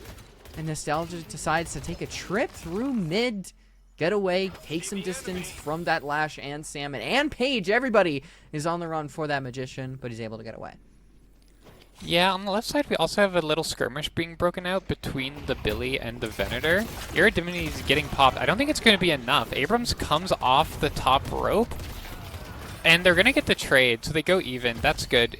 When the game is getting to that 22-minute mark, kills that don't get traded can often lead these better teams to just taking mid if the waves are good and they have that one kill. So trading it back is actually really good. The bird, yeah, it's not going to find anything, but that's okay. They can't all be winners. No, so what I think was happening was I think Haley was trying to hyperline K. So you constantly saw this kind of like back and forth between K zipping to one side versus zipping to another, and that's why Haley was going to bring the owl back and forth. But I mean, already it's almost off cooldown. Like Haley's got it back. Yeah, we do have an even game now. I wonder how Mari is going to scale late. I mean, they have the Geist as kind of their gun carry. I'm not sure with the most recent patch how Geist scales compared to a Venator. We'll find out. I just know as a Calico player myself that she tends to fall off a little bit late, and Lash kind of turns into an ult bot sometimes late. I think when some Spellbreakers get bought on the Valentine side, it might get a little bit scary for the side of Mari. So it was really nice for them that they were leading before. We just have some trades going on, basically, over the jungle. It's about 40 seconds to the next big fight over the buffs and the urn, so teams are trying to find these advantages to get a member of the enemy team on a spawn timer to be strong for those moments, essentially. And speaking of which, we're looking over here on the left side jungle. There's an initiation. Tome is going to slam down, not going to be used much as more as an escape tool, but K is funneled down by Salmon, who is a menace right now on that front line. really isn't going to do too much. The swap, the parry is there, but you are at 200 HP as Paradox, and Salmon is as quick as can be, but with the assistance of Tommy Salami and the healing right. I say that, and I underestimated Salmon's speed. Like, the lightning quick feat that Calico has is unbelievable. It's a really cool idea to take such a fight deep on the enemy jungle, like on the side where the urn is not spawning. Usually that's a spot where teams will weak side, and enough kills go the way of Mari that they just take mid here. So it's a really good look from them overall. Getting the... Oh. Oh, just at the last second able to get back with that Spectral Assistant. Yeah. With the curse, the speed is there. I think they might be able to actually fight if they really want to. Yeah, I mean, you know, if you're a Sinclair player, like, you basically always go for the mid contest. Oh, Yam is getting caught out, though. I mean, Bernice may be just a little bit far up, thinking she has time to catch the waves. But, you know, Billy runs at you, and he just keeps you in one spot. The saving grace for the Valentine side is that they did get the urn pickup, so they're able to hold on to it in their base. They're going to get a juggle the urn, which means that they can't actually, Mari can't use it to force a fight outside of their base. If they take a fight, it's going to be under a walker or under a base guardian, which means it does favor the defender quite a bit. But it looks like not everyone's here to defend this walker. Yeah, you run, Para. Run, run, run, run, run. Walker does go down, and I mean, taking a look at the map, Mari have all the walkers. Valentine have none. Valentine have almost no lanes pushed up. They do have the right lane. That is being fixed up by Haley. And Mari has almost all of the map control, and they're being clustered around that urn if Valentine want to even fight for it. Yeah, well, I mean, Valentine doesn't want to fight for it.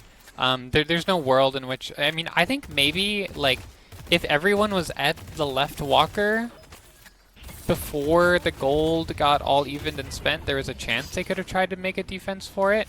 Yam is farming these back tier 3 camps, and it's honestly a dangerous place to be, right?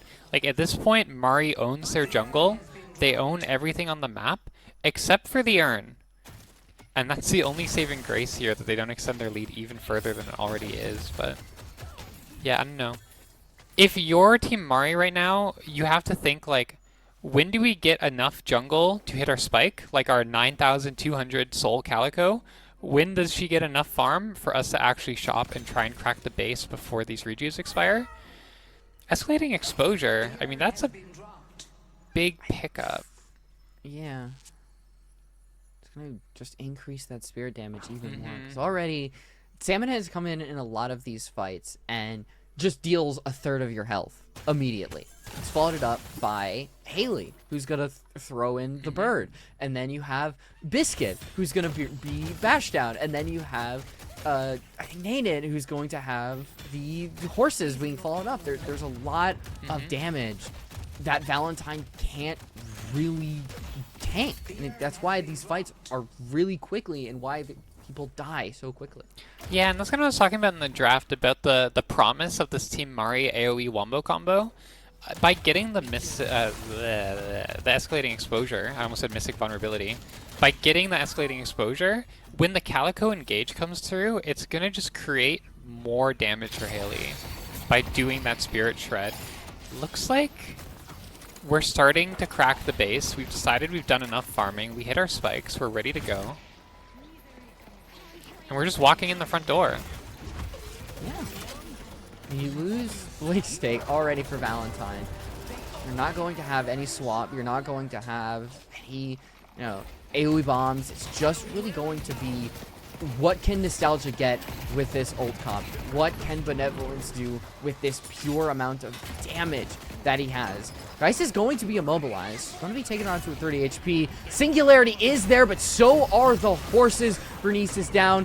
Lash is going to be able to grab one. Immediately brought right back up, but Abrams on a sliver of HP, and not a single person is gone on Mari. Those rejuves helping so much. Maybe, who knows? Maybe this is the missed Oh! play. They hit the rim! Not in the fountain, though. That is going to really diaspora them something, but that Patron's going to get dropped. Honestly, a really brilliant attempt from Nostalgia to try and hit the Death Slam into their fountain. Not quite gonna work out. It looks like they didn't get dragged with the assistant. I'm not a Sinclair player because I don't have that dog in me, but like, I don't know how close that was to working or not working, but the idea is so cool to see. Okay, I'm trying to think of it in my head because it feels like he did it. He grabbed them, swapped, and then slammed them down. At least that's what it seemed like on the observer side. Yeah, I don't know. It is hard to say, but the patron was dropped, so you know, at this point it's kind of just looking for that next big team fight win to try and just secure the end of the game for the side of Mari, and might have a pick. Surely with I think 5 everybody is here. Surely Salmon dies. Salmon does not die. Salmon is able to get away, and that's going to be the fight initiation that Team Mary really want, but they lose Biscuit, and I think that's going to cause them to rethink their entire strategy. Even though Salmon doesn't die, you get the next best thing, and it honestly feels like a one-team fight with a kill onto Biscuit. Yeah, I mean, you know, it's good to try and retake your jungle, but you do not want to be gut shot by the Venator if you're Haley. That could have been extremely scary if they were able to confirm into a trap. But the whole team now coming off the zip line saying, how dare you touch our Haley? Benevolence is going to go down immediately, and what's really tragic is that that death is for mid. So they're essentially up one if Mari hits the brakes. They have the better timers to contest mid when it spawns in 25 seconds. Yeah, because Biscuit should be back up with about 10 seconds to spare. Gonna be able to zip back really quickly. I mean, you know, Biscuit can show up late to the party. That's okay. Yeah. Billy's always fashionably late anyways. It's the cool thing. It's a cool thing to do. Now we just want to kind of get our lanes good. We'll take a little look at the buys. We do see some Spellbreakers coming out from the side of Valentine. I was kind of foreshadowing earlier. We just got another one purchased by Benevolence too. So yeah, that's 3 Spellbreakers. Starting to stage over mid though. Haley getting active. Oh my gosh. That's a big Spirit Burn proc. It countered 1, but there are 4 arrows that you have to worry about. Slam is there. I think it's able to get 3, but there is just so much spirit damage, and Spellbreaker is only going to help you around 1 burst of spirit damage. And so, yeah, you're going to be able to have some of these players maybe fall back to base. Benevolence getting caught out, but the Patron has already been dropped. Even if Benevolence finds their way back to base, the Hidden King is done for. This is going to be Team Mari taking the first map in the best of 3, and we'll see if Valentine can fight their way back in the second one. Yeah, GG. That was a really, really good game. We saw some really standout play on the side of Valentine. Like, I'm particularly impressed with Benevolence's Venator. Some of the times we were spectating them, like in these team fights, they had some insane Iradomini headshots. And then also, of course, Nostalgia on the Sinclair was doing an incredible job. But I mean, on the Mari side, right? Like, Haley was an absolute monster of a Grey Talon. Basically getting active across the entire map with birds while farming and getting those stacks. We saw in that last team fight how much damage she was outputting, and she didn't die a single time. That's a 10-0 Grey Talon in our first grand final here in the Masquerade. And there's some other really standout players too. We saw Salmon taking the MVP. That Calico was doing a lot. Yeah, it's kind of a nightmare when you have to deal with a Calico that can jump you at any moment. Now imagine that, and then there's suddenly a Guided Owl that is homing on your position and is going to hit you in about 2 seconds right after the Calico has made her position. It's a deadly combo, and I think Team Mary played it wonderfully. Especially too with the Calico getting that extra 300 souls with the killer assist, and then the Grey Talon stacking spirit damage. Like, they're finding so much value on getting these picks that they're able to just snowball these spirit tempo characters. And I mean, Geist is our gun carry, but we can see in the damage here, she wasn't even outputting that much, right? Like, it was really these spirit nukers who did so much work for the side of Murray that, like, that's late game scaling, like your insurance policy in Hazel. She just kind of held it down. Although I will say she did have some very good 1v1s against Bernice, which I think mattered a lot, keeping that side of the map safe. It is a brutal combo. And I wonder how the draft phase is going to go in that next game. But we're going to head to a quick break, very short, and when we return, it's going to be match 2 of our grand final between Valentine and Team Mary.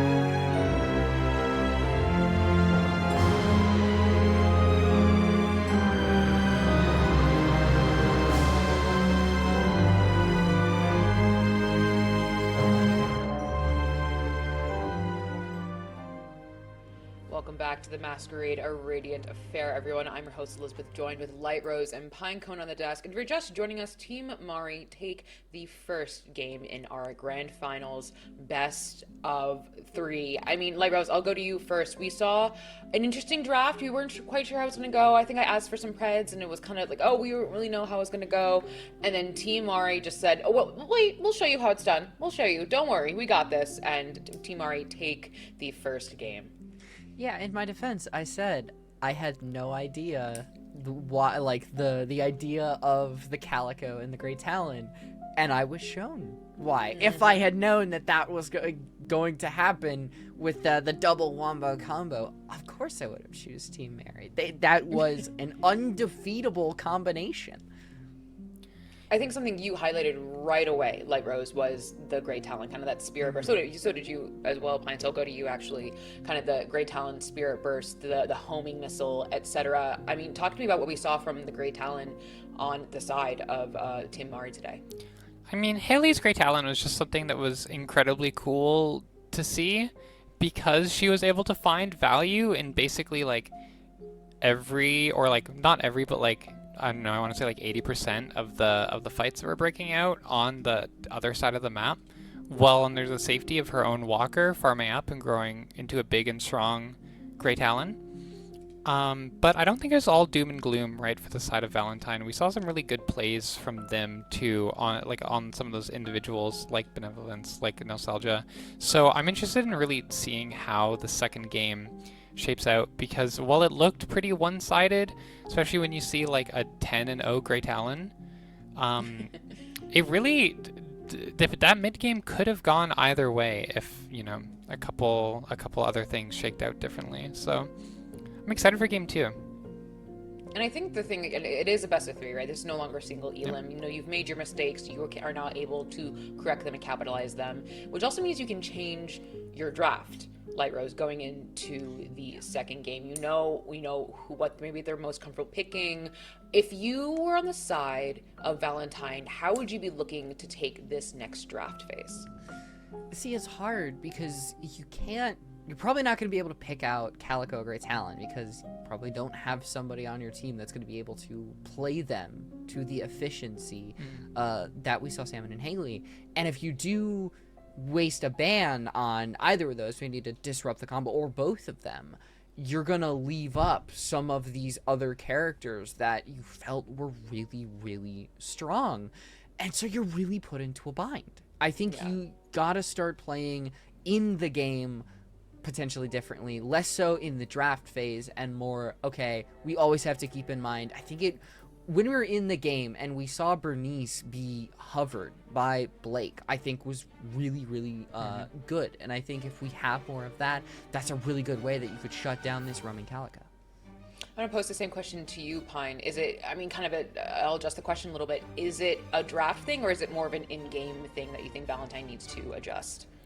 I think there's a few things in their draft that they might be able to improve on. I'm just looking at it now on the side. I'm not sure Tommy Salami found the same success on the Abrams that he had on the Billy. I do know him on the leaderboard as being kind of a Billy player. So I think getting that comfort pick might make a big difference for them. And then I also don't know if Kay was too comfortable on the Dynamo. So I'm not sure if that's the best support option for them. I know that they banned the Ivy, if I recall correctly, in the beginning of the draft. If they have an Ivy player, I would want to see a Billy Ivy maybe coming out from Valentine. I think that's a combo I value really highly right now in the most recent meta, and then I'm not quite sure about this new patch, but I think it'll be even better with the changes to both characters, and with such a strong Billy player in Tommy Salami, I think maybe that's the direction I would take the draft in, being able to secure those. But yeah, in game there was a lot of good stuff to look at. I think the Venator finding such an incredible early lead alongside that Abrams, it was just about how do you get that snowball spreading to the rest of the map, right? how do you turn that lead into the first urn? How do you turn that lead into opening up the map for your teammates to play the game? And it's hard when you get that lead on your M1 carry, because they do want to farm. But figuring out how to make that happen, I think, will be important for them in game. Again, it is a best of 3, so they have their chance to rectify their mistake, and then if they rectify it well enough, to go again and bring it all home in the last map. But right now, the game is technically in Team Mary's hands. They only have to win one more game in order to be our inaugural Masquerade champions. I'm sure they're feeling very good, but also a bit of the pressure. I know we say that a lot in kind of the esports broadcast world, like, oh, they must be feeling the pressure and what it may be, but you know, I personally, I'm a very nervous person, so I'd be feeling the pressure. But we do have our draft ready for you all, ready for the ritual for both the side of the Archmother and the Hidden Kings. We're going to head into it right away for you all. Here's the Cursed Apple, as beautiful as always. I'm going to say something crazy. I'm expecting a Wraith ban, first thing. I feel like I'm pretty safe in saying that, considering her patch. And we've seen her banned every single time. Correct me if I'm wrong, Light Rose, but it just seems like we're not going to see her play today. I would love to see it. Not a Me ban. too. I would love to see Wraith in game because Yes. she has been so banned. Oh. Darn it! Dang it! You were right. Congratulations. You were Thank right. you. We don't get to see what I guess is I don't even know if she's stupidly strong, because we haven't seen it. We haven't been able to watch like high level games. I guess we'll find out on Wednesday if she really is the menace to society that she has been to the Masquerade. But everything seems to be the same. We have an Ivy ban, so unfortunately, Pinecone, Ivy has been staying on the sidelines most of today, and we're not getting that Ivy Billy combo that you wanted. Yeah, I think maybe Valentine doesn't have an Ivy player, and I think they're putting... I think it's Haley who has a really good Ivy. I don't know. After that last game, I'm frankly terrified of the Grey Talon. But like I said, I've only played like 2 or 3 matches on this new patch, so I'm not quite sure how everything has shaken out. But Mari will be picking that Paradox first instead of a frontliner. That's pretty interesting. I think, Light Rose, is this... No, we still have 100% pick rate for Paradox, correct? Yes. If I'm doing it, I really believe so. I don't think she's been first picked in every game. She might have been picked in 3 of the 4 matches that we have seen today. But overall, I mean, yeah, because I think, in some of the other games we had Mirage as one of the first picked. But besides that, she has been, I believe, first picked in almost every single game, which shows you how important that ability to get in is and get out as Paradox. Yeah, Valentine's going to confirm the Billy page, though, so that will be those 2 things I brought up, both Tommy Salami seeming a little uncomfortable on the Abrams, and I think probably Kay feeling a little uncomfortable on the Dynamo. I'm pretty sure these are picks for Tommy Salami and Kay on the Valentine side. So if those are 2 comfort picks, as well as 2 characters who work really well together and are good still in this meta that we're seeing develop in front of our very eyes, I like the direction that this draft is heading. It's seeming like we might have a more competitive game 2. Knock on wood. And we see a vendor picked right away on the side of Team Mari. Again, was not touched in the insane patch we had yesterday. 30,000 words. Read, if you want to have some light reading, deal with it tonight. But also an Abrams coming in from the side of Team Mari Pinecone. Yeah, I mean, you want to secure your front line, right? Playing the game without good frontline options really sucks in these kind of organized play. I'm not sure how I rate all of the Abrams changes, but he's a character that a lot of these players are comfortable in. It's interesting that we see him being picked up over, say, a Silver, because I know the Silver has been rated pretty highly in these drafts lately, but for a lot of frontline players, the Abrams is just like home, right? It's what they're used to, and Silver is still like a little bit new, and she can be kind of feast or famine. But we are seeing more picks coming in for Valentine. I will say Shiv is found dead in New York. Yeah. He is.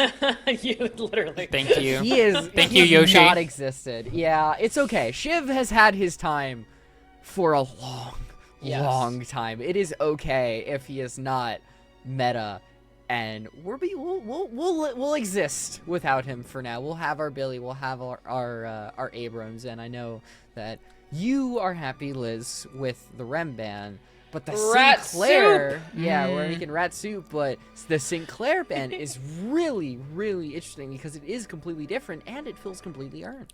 I will tell you, as someone who plays competitive Deadlock, when you're a specialist player or you play something that's a little bit different and it gets target banned, you feel like a god, right? You're like my Sinclair was so good that they target banned me. And that is a good feeling. I wonder if they are going to pick something later on in the draft that the Sinclair might counter. Because Sinclair does stuff a couple of specific characters, like Graves, like Dynamo. Or maybe it's just a respect thing. And Valentine will be picking up a Holiday as kind of their answer to the paradox. She's kind of everyone's second favorite Holiday player, and ooh, we get a Pocket. Pocket's so cool. Yeah, Pocket is cool. I'm wondering because I'm taking a look at the Valentine comp, and we don't have something like a Victor or an Abrams where it's like, yes, you need Pockets to get T3 Affliction, but that burst damage is almost always going to be helpful, and Team Mary have shown that they really like to work within the confines of the huge Spirit Burst. Yeah, I'm super curious to see who ends up playing the Pocket. I'm wondering if that is a nostalgia, or yeah, sorry, not a nostalgia, that's the wrong team. I'm wondering if that's going to end up being a Mari pickup. We saw Mari get quite a lot of value on the Lash, but I think Pocket is super good now. After all the changes to their kit. Obviously, the Max Affliction is really good, but some of the changes surrounding the rest of their abilities, which I don't know in depth because I am a fake color commentator, I think makes them better at doing burst damage and dueling, and not just being like an absolute alt bot. We've got some more picks coming in. McGinnis is crazy. Oh my god. No way. We haven't seen a single pick or ban of McGinnis thus far today. And Pine! Look who I see! I love Kelvin. Look who I see, Pine! Dude, Kelvin is so cool. What a cool guy. Okay. Literally. Yeah. So. Get it? All right. Yeah, because he's like cold, right? Right? He's like a frostbite. Yeah, can you get it? Okay. I don't want to dominate the conversation too much, right? Valentine does secure their 2 front lines, which is good. McGinnis is an interesting pick. She has the ability to define the macro in a game by being such a good pusher and such a good defender. She had a lot changed in her kit, but like I said, I'm a fake color commentator, so I don't really know, because by the time I got that far down the patch notes, all the words started to blur together. So I think her turrets got changed. I think her wall gets broken now, like a with 2 heavy melees, yes. Yeah, so I think you can break Maywall in Overwatch, right? I'm not like outing myself as being an idiot. Yeah, so I think a lot of these Overwatch players, if they remember you can break the Guinness wall, it'll be like unlocking core memories for them, where they'll be like, they're like, oh, punch the center one. But yeah, Kelvin Dynamo, 2 supports from Mari. This is really cool. The only thing I saw about McGinnis was I saw on Twitter was a McGinnis player, and they were just like, I got one word, it's over. Yeah. So that is my only impression of McGinnis post-patch. But McGinnis hasn't really existed in a lot of situations because it feels like she's a jack of all trades. She can do a lot of good things all at once, but a lot of times you want specialization. You want somebody who can maybe be a dedicated healer in terms of Rem, be a dedicated M1 like Geist, a Spirit Nuker like Pocket or Calico. There's so much that McGinnis can do, and maybe that's exactly what Valentine needs. On the other side of Mari, though, I see the lines drawing, like I'm reading the ley lines, right? And Imagine the world where you get like a 5-man paradox swap with the change to her ult, right? Into a Kelvin Dome or into a Dynamo ult. And then Abrams and Venator. Because Kelvin Wall has collision, you can gut shot or shoulder charge people into the side of the Kelvin Dome. So you could theoretically swap the team into a Kelvin Dome, charge the crap out of them, follow up with a Affliction Singularity combo, and just wipe the entire team in like an instant. Like if You will not have fun. if the stars align, Valentine just won't get to play these team fights. And I think this is really cool. I'm really excited to see how this game plays out. I mean, looking at this draft, I love how, I mean, I know like the, like I was saying, like it's over for McGinnis, etc. We branched out. We did something different. We're trying something new. I think we saw that with 7 earlier in the day today. You know, I think we have our must picks that you see on the screen today. But also Holiday. You know, we haven't seen a Holiday today, and that's super exciting to see kind of, you know, the folks that maybe Pinecone didn't kind of get their time to shine now get their time to shine, excuse me, in game 2 of our grand finals. Yeah, I mean, you know, Holiday was already perfect. She didn't need any changes. Holiday, she does the same job Para does, right? But, like, she has a movement skill check in order to actually be successful doing it. So a lot of the pick players in the world, they just tend to prefer the Paradox, who also has a lot of movement tech that you have to execute on. But it's fairly, you know, it's a lot more straightforward. So Holiday is always kind of that second choice of, like, I guess we have to get her as our pick character. But when a player is good at Holiday, like the Goobers of the world, it is super fun to watch. So hopefully we get to see some movement in this game too. And I know Goober is absolutely thrilled with the Viscous changes that came through in patch. I'm surprised we didn't see a Viscous today, actually, now that I think about it. Well, I haven't seen one yet, because this might not be our last game. We have technically an opportunity for one more game in these grand finals. So it could go any which way. I don't want to say I'm going to ask for predictions, but if I were to maybe require a prophecy from both of you about the game, what would it be? Anyone, dealer's choice in this one. Yeah, I've just got to stick with, I think, what works. I think the comp is too good. McGinnis, granted for Valentine, maybe the McGinnis is just the key to unlocking everything. But for Team Mary, they've shown that their coordination, just their team play can be really good combined with just the combinations that can be absolutely disgusting. Pinecone highlighted that, and we've seen that they can execute those combos in spades. Pine, a prophecy? Well, I did say 2-1 for Mari at the start of the series, so I'll just double down. Okay. And say that as cool as the AoE Wombo combo stuff is, and as great as Mari was last game, I would love to see three maps. So I'm manifesting that we're back on comfort picks for Valentine, that the McGinnis is a comfort pick, that the Billy Page is a comfort pick, and that everyone is gonna play to their roles and play these heroes and give us a third map so we can keep on talking about Deadlock on a Saturday. I would love to keep on talking about Deadlock on a Saturday, because remember, guys, this is a passion project. Radiant, everyone here is in behind the scenes is donating their time, so you can hit !Deadlock Discord if you would like to hop in and play some games and keeping this Masquerade alive and keeping this, you know, making the passion project a real-time series project that you too can participate in, Pinecone. Yeah, I mean, look, this is the first one of these. I think it's super cool. If you think it's super cool, the more people say we want more of these, the higher the chance that we can do more of these are, right? So if you're enjoying watching the show, or if you're enjoying playing in this event and you want to be able to play in a second one, please say something. Yes, use your voice loud and clear. But I do hear the voices of the patrons calling to me because the ritual has begun. So Light Rose and Pinecone, please take it away. Which patron do you think is calling to Elizabeth? Do you think it's the Archmother, or do you think it's the Hidden King? I don't. With that mask, it's got to be the Archmother. Yeah, no, I was thinking Archmother too. I don't know, the Hidden. Everybody loves the Hidden King's got aura. We hear the bassy, like, it's great. Archmother, I don't think she gets as much time to shine. Her song is pretty nice. Her voice actress is, I think, Deborah Wilson, who is very, very popular.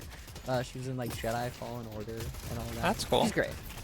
Dude, else is No, great. no Mr. Krabs, but Yeah, Calvin's great. I'm so happy they buffed my boy. we just talk about why Kelvin might actually have some value, because I think he has not had a lot of time in the sun. Well, I mean, you know, he can heal in lane now, which is cool. This McGinnis is, oh my gosh, the expanding paradox grenade. Oh my god, one tick away from ending that McGinnis's entire engineer career. That's wild. New buff paradox though. I love the sounds on it. The sounds are so good. You do not have the heal yet if you are McGinnis. So you just kind of have to play this incredibly conservative. I think Biscuit being forced back with that critical HP is going to be enough. We do see Nostalgia, about 200 HP. No healing right, combined with our hidey hole vendor. So overall, there's no real incredibly oppressive lane just yet like we saw with the Abrams Ven, but Paradox is still going to be a decent threat with her new changes. Something I'd love to see more of these teams do that we haven't been seeing too much of the event, like throughout this event, has been the super early roams. And as I say this, we actually see the Holiday is coming to the left lane to fight. Oh my gosh, Haley's gonna go down, but the Holiday, yeah, Holiday is there to help confirm that kill onto Haley.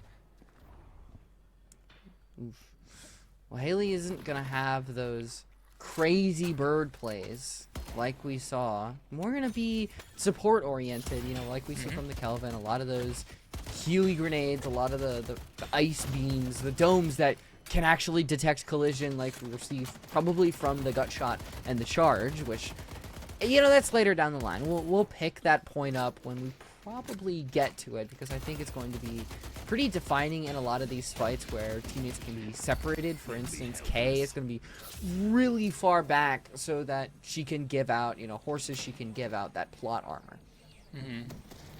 And we do see the Mirage has purchased Suppressor as a first item, which I don't know too much about Mirage itemization because I don't play M1s, but it seems like a kind of an interesting pick. I also note that nobody has a golden goose egg. There's sold no egg. Eggless. We have been really eggless today.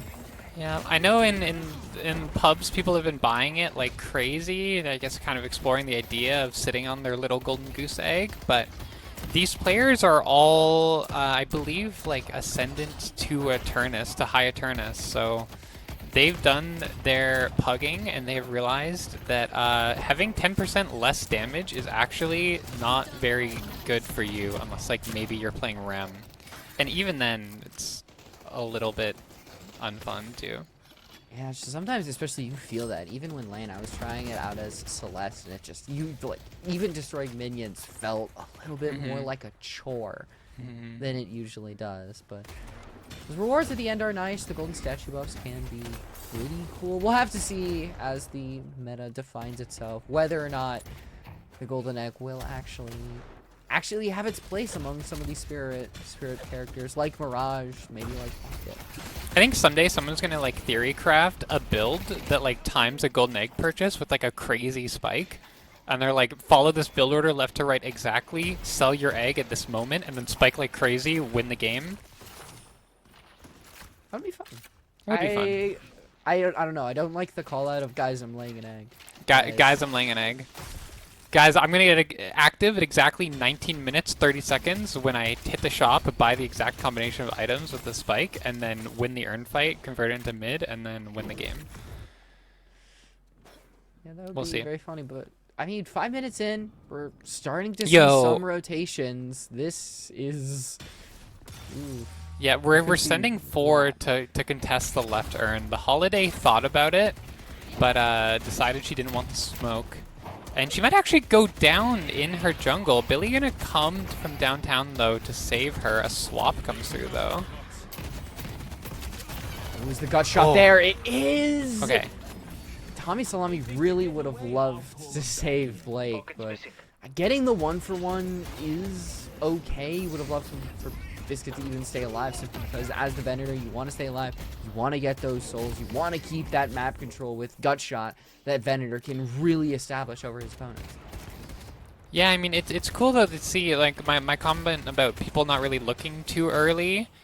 We have a much more active early game between these lanes instead of just seeing like the Venator and the Abrams cook people on repeat. It's interesting to see we don't actually have the Abrams and the Venator together in the side lane this time to slam people into walls. They're doing a much more traditional carry and roamer in the blue lane to kind of funnel solo souls into your carry while the roamer roams.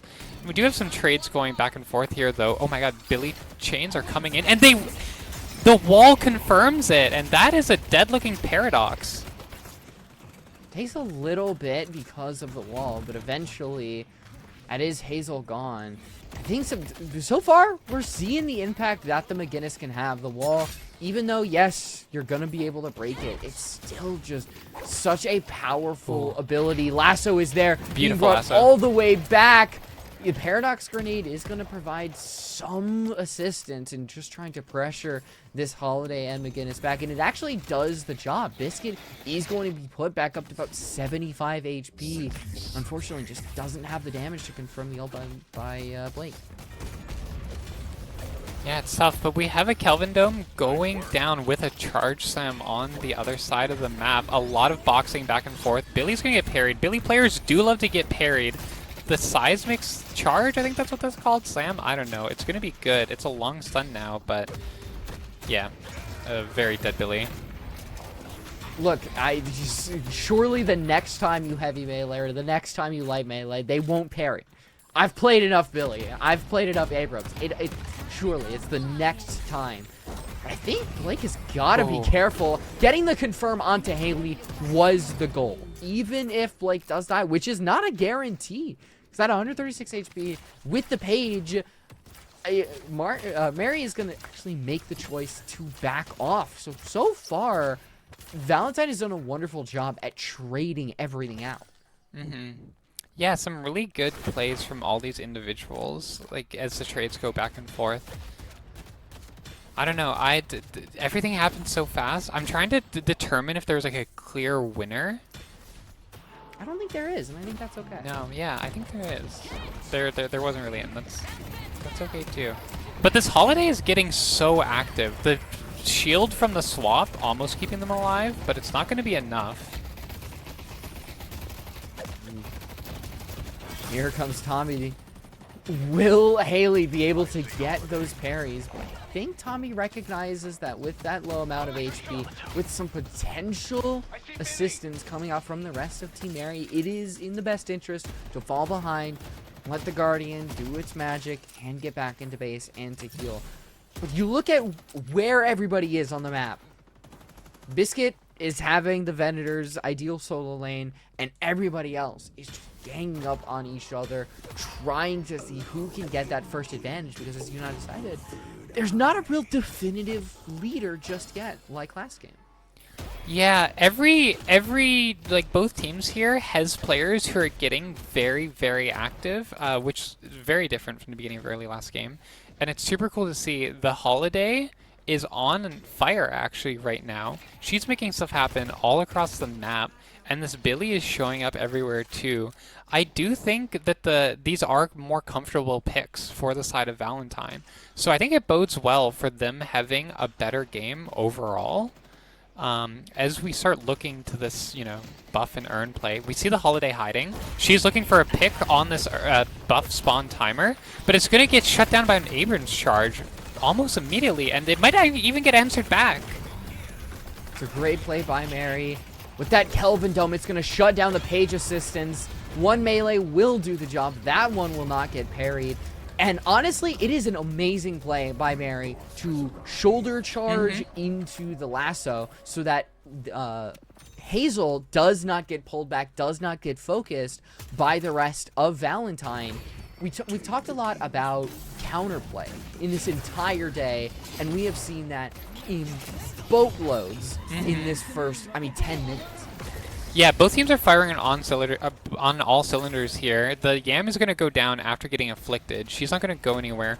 Notice that on the other side of the map, the urn has gotten picked up, but we're actually scuffling in the canal too to try and keep that control of the urn for the Mari side. They're going to get it. But leaving this Guinness in the blue lane might also not be very good for the Mari side. Page horses, though, coming out. We're fighting early on the right side. Ooh. Gotta have that singularity up. But Oh, down, we dunk! that still will let Mari get the urn. They get a huge amount.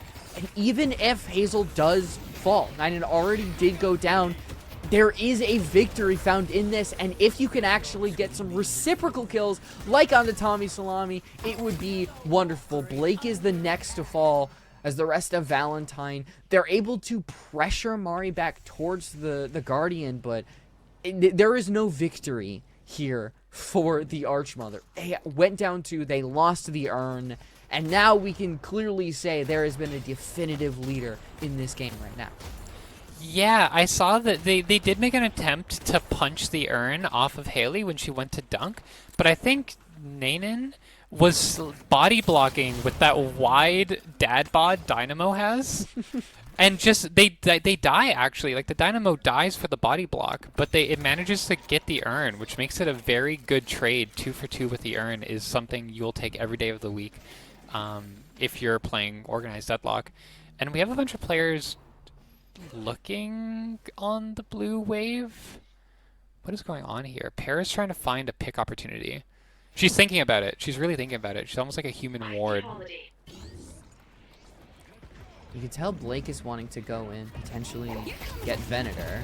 And there it is. Immediately Oh, we missed swap. stopped. The swap is missed, but it doesn't really matter too much, as Tommy is down, Shadow Transformation is popped, and Venator, at a critical amount of HP, does fall. There is a trade on either side, but now as Haley has made herself known, the Ice Beam, the Ice Dome is going to be even worse. It is Bernice to fall. And Team Mary end up on the positive side of the trade. Yeah, Biscuit is going to take, what, 30 seconds less to farm? Venator's already on 16k souls. That's a win. It's a really interesting mind game being played between these two pick characters, between Hazel and Blakestake. They're reading each other so well. We see the Paradox scouting the Holiday and countering the play. They're in the right spot. It's like that sixth sense you have as a pick player about where the pick is going to happen. And if you're able to get kills under your enemy's walker, like, that is so much value for you, right? Because your wave is so pushed up, if you get those picks, they can't answer back on your Guardian, even, that still hasn't been taken down. Mari has all of their Guardians up, so this is actually a very closed-off map state for Valentine. They don't have a lot of space to work with. You see Haley is just going for a walk through their jungle, and we might even have another look on the Billy in that left lane. You can see Blake trying to come in for the assistance. This could be very, very quick. The swap is there, as is the Ice Beam. There's a lot of life going on in the Singularity. That should be the confirm onto Tommy Salami, but able to get away. Eventually will go down, but the amount of HP that was taken onto Ninen, Haley is going to try to get out. Valentine in this game have been so good at, even when there is clearly somebody who's taken off the board, they're right there for the trade. Meanwhile, Abrams on the right side is trying super hard to keep this Guardian alive. And it looks like they might be successful. You know it's sad when, like, your counterplay to getting Walker Dove is trying to take a Guardian. And actually, the page is going to go down for that attempt, so... This game is snowballing for Mari. Yeah, it's getting pretty dire. Parry doesn't really do too much. Now, you've got Kelvin. That Ice Dome with that Frozen Shelter has been a constant thorn in the side of Valentine. In a lot of these engagements, Haley has it ready. Off cooldown, ready to isolate, to slow, to give heal to the rest of Team Mary. And now a Walker has fallen. There is a favored urn for Valentine. But still with that Guardian up, you can't create the space to actually get it. If you're a support player, right, and you're trying to gain ranked, I know we have a fight breaking out, but a really important thing that's been happening is we see Haley look on Hazel.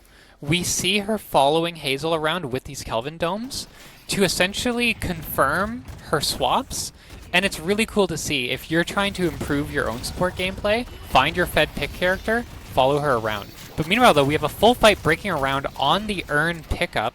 It's actually going to get picked up by Valentine. Considering it is a comeback urn, it's huge, but an affliction is going to hit both the Page and the Holiday. I don't know what level of affliction we're at actually right now. It's not actually going to convert to anything, but we might try and trade the Walker here. Oh my god, we're fighting on the other side of the map too. It's a 1v1 between Guinness and Venator. Yeah, it's not actually a 1v1, it's Haley. Oh, Haley. It's always Haley there for the assist. And because Guinness goes down, Kelvin and Venator are able to push the lane up. Dynamo is there with a singularity in 28k. 28k on Biscuit. That is disgusting. Yeah, that is a scary priest. I don't know how else to word it. It's terrifying. And now because of that, you can't push the urn. Both of your walkers are getting taken down. Might be able to get something with Shot Shred Brace and Frozen Shelters there. It's giving a lot of healing, and Bernie's is gone. The trade, as Valentine have always been decent at, but here's the thing about being traded is that there is no initiation for that. The comeback urn is there, but it feels like it is just there to stop some form of bleeding. There's that 31k Venator. Now, so much damage being directed his way. This has to be his time, and it is. It's not over for Team Valentine. They did stop the bleeding a little bit, right? They do get that comeback urn, and they hold on to one Walker. There's a chance they lose both, but also the shutdown on Biscuit goes to Benevolence on that Mirage. So, of all the people you want to getting that shutdown bag and those comeback souls, Mirage is the exact person you want to be making that donation to. A little bit of brawling on the left, or on the right, sorry. We finally get the Guardian. Yippee, and we might also take ourselves an Abram for the road, but Pocket's going to come in. The whole team's collapsing, actually. It's a team fight. Ooh, Slam is there, combined with the Singularity. We talked about it in the pre-show. The combinations are just so deadly, and Affliction is going to keep this Holiday on 1 HP. She's going to fall over into a box. And They made Goro my comfort character. Yeah, unfortunately, realistically, especially at this early, when you're getting slammed into a singularity, Oh, is this mid-boss? into all that, yeah, why not? Why not? You've got a massive soul lead. Why not? They take it so fast, too, with that Fed Venator. Oh my gosh, there's so much shred. It's going to be a contest, though. The Billy Ram comes in. They're able to secure one redo, though. Lots of parries going back and forth. It looks like Yellow is winning, Amber is winning. They don't have any ults, though, for this fight, so honestly a good contest from Valentine. Because they spent all of the ults winning the fight earlier, they don't have too much for the confirmed. Frozen Shelter does come back up, though, and Bernice is going to get trapped. And now we're running it down to fix our waves. At least Benevolence gets a Walker for the road. It could have gone worse, it could have gone better. Yeah, I think Valentine are kind of have said that to themselves a lot tonight, especially in this game. It's just, it could have really gone better, but it also could have been worse. This game is not completely out of hand, but it is not in a good spot. Oh my god. Good. So, yeah, if we pull up the patch notes, this guy got nerfed, right? Right? They definitely changed him, and this hasn't been allowed to just exist in the game. To be fair, Venator is 13k up. It's just, it's so hard, because it's like, what is the counterplay to that, you know? I guess, like, you hear his little priest feetsies, like, walking at you. Oh my god, we picked the pocket, though, forced the solo afflict, just for a hope and a prayer, but they're gonna go down, and this is actually a really nice answer, but okay. On one, I mean, a Rejuve Crystal is pulled out. And Salmon is at a low amount of HP, but not being able to land a ton of melees. Maybe the parry is there. It doesn't even matter. The 2v1, now actually the 3v1 as Biscuit came in for the assist. You're almost never going to win that. It's a lot of space, though, that the Billy creates, which allows K on the page to grab this comeback urn, but oh my gosh. Grab it, do that much. Curse doesn't stop your melee, so the Predator can still just kill the page. Oh my That's so god, tragic. this guy is disgusting. Just when we talk about an M1, this is the fullest definition of an M1. Just having the ability to hold down left click and the enemy's health bars just fully delete. Doesn't even matter if Urn is on the ground. You don't need souls. You have Biscuit on the board. Will die. But then we go right back to the Urn. They're fighting really deep for a team that doesn't have rejuve, and I understand that they're feeling the confidence come in, but they're gonna lose their carry for it, and now there's a team fight breaking out, and the carry on the side of Valentine is alive and well. They're shooting. Oh my god, a singularity comes out. Oh, there it is. There's the wombo combo. Curse is out. Tommy Salami does get the Urn, though. Sneaky as sneaky can be. It's probably going to cost this team a lot, though, as everybody has to fall back to base. Hazel is going to be able to get the Walker, and just look at all the lanes. Yeah, I really like the way Valentine has played that. Finding the pick on Biscuit allows them to actually have a really good Urn contest. And I mean, they do get the Urn, they do get the dunk, right? Like they ninja it from the Abrams, but. Oh, we're looking at our buys real quick. We do have Ricochet on Benevolence now. I'm not sure if they had that for the last fight, but it's something. And then what else do we have? Calvin has Boundless. They don't have 2 maxed yet, but 2 max with Boundless is like a free second Boundless, so I think that's probably what they're maxing next. So that'll be scary. Calvin doing even more in this game. I do want to talk about something. Mm-hmm. We almost never feel like we never saw like weighted shots, but ever since slowing bullets now builds into weighted shots, and there was a couple tweaks around that. Yeah. It feels like we've really seen weighted shots start to surge into popularity. I did notice the Tommy Salami building that earlier, right? He had the weighted shots pretty early into this game, and it's an item that some Billy players would build before it was buffed. But slowing bullets was this thing that was kind of like sleeper OP that like people weren't really saying like, oh yeah, slowing bullets is really good. Everyone should buy slowing bullets. But like the knowers were buying slowing bullets, if you know what I mean. Like in those high yellow lobbies, you would see quite a few people opting for that item. And now that it has a build path, that it isn't just a dead item that sits in your inventory the whole game, it's better. Something I also really like is Silence Wave on Para. Now that that wall no longer silence, I think using your swap to confirm a Silence Wave, which also got buffed, is another little thing you can do on Para to kind of retain some of her old identity, especially if you hit like a 3-man swap. Silence Waving all them's really good, even though we don't see it get anything at this point. Okay, we heard that, and I'm just going to assume that was an assassination by Biscuit. Here the Erdemini. There are 2 here, and it seems like not going to be able to get out with his life. That's a big bag. Very fat stacks. Yeah, I mean, you know, that Assassin Venator gameplay, they were looking super, super deep onto, like, I call them the loser camps. I don't mean that in, like, a derogatory way. Don't flame me. But I call them the loser camps, right? These back camps in your base you kind of only really farm because it's the only thing you can farm, right? With the page just kind of back on those loser camps, the Venator's looking super deep and gets that insta-kill combo, basically. But the thing with looking for picks by yourself super deep in the enemy jungle is that the enemy can show up. And when you're the most fed person in the game, you're on a long timer. And it might actually give a comeback urn for the side of Valentine.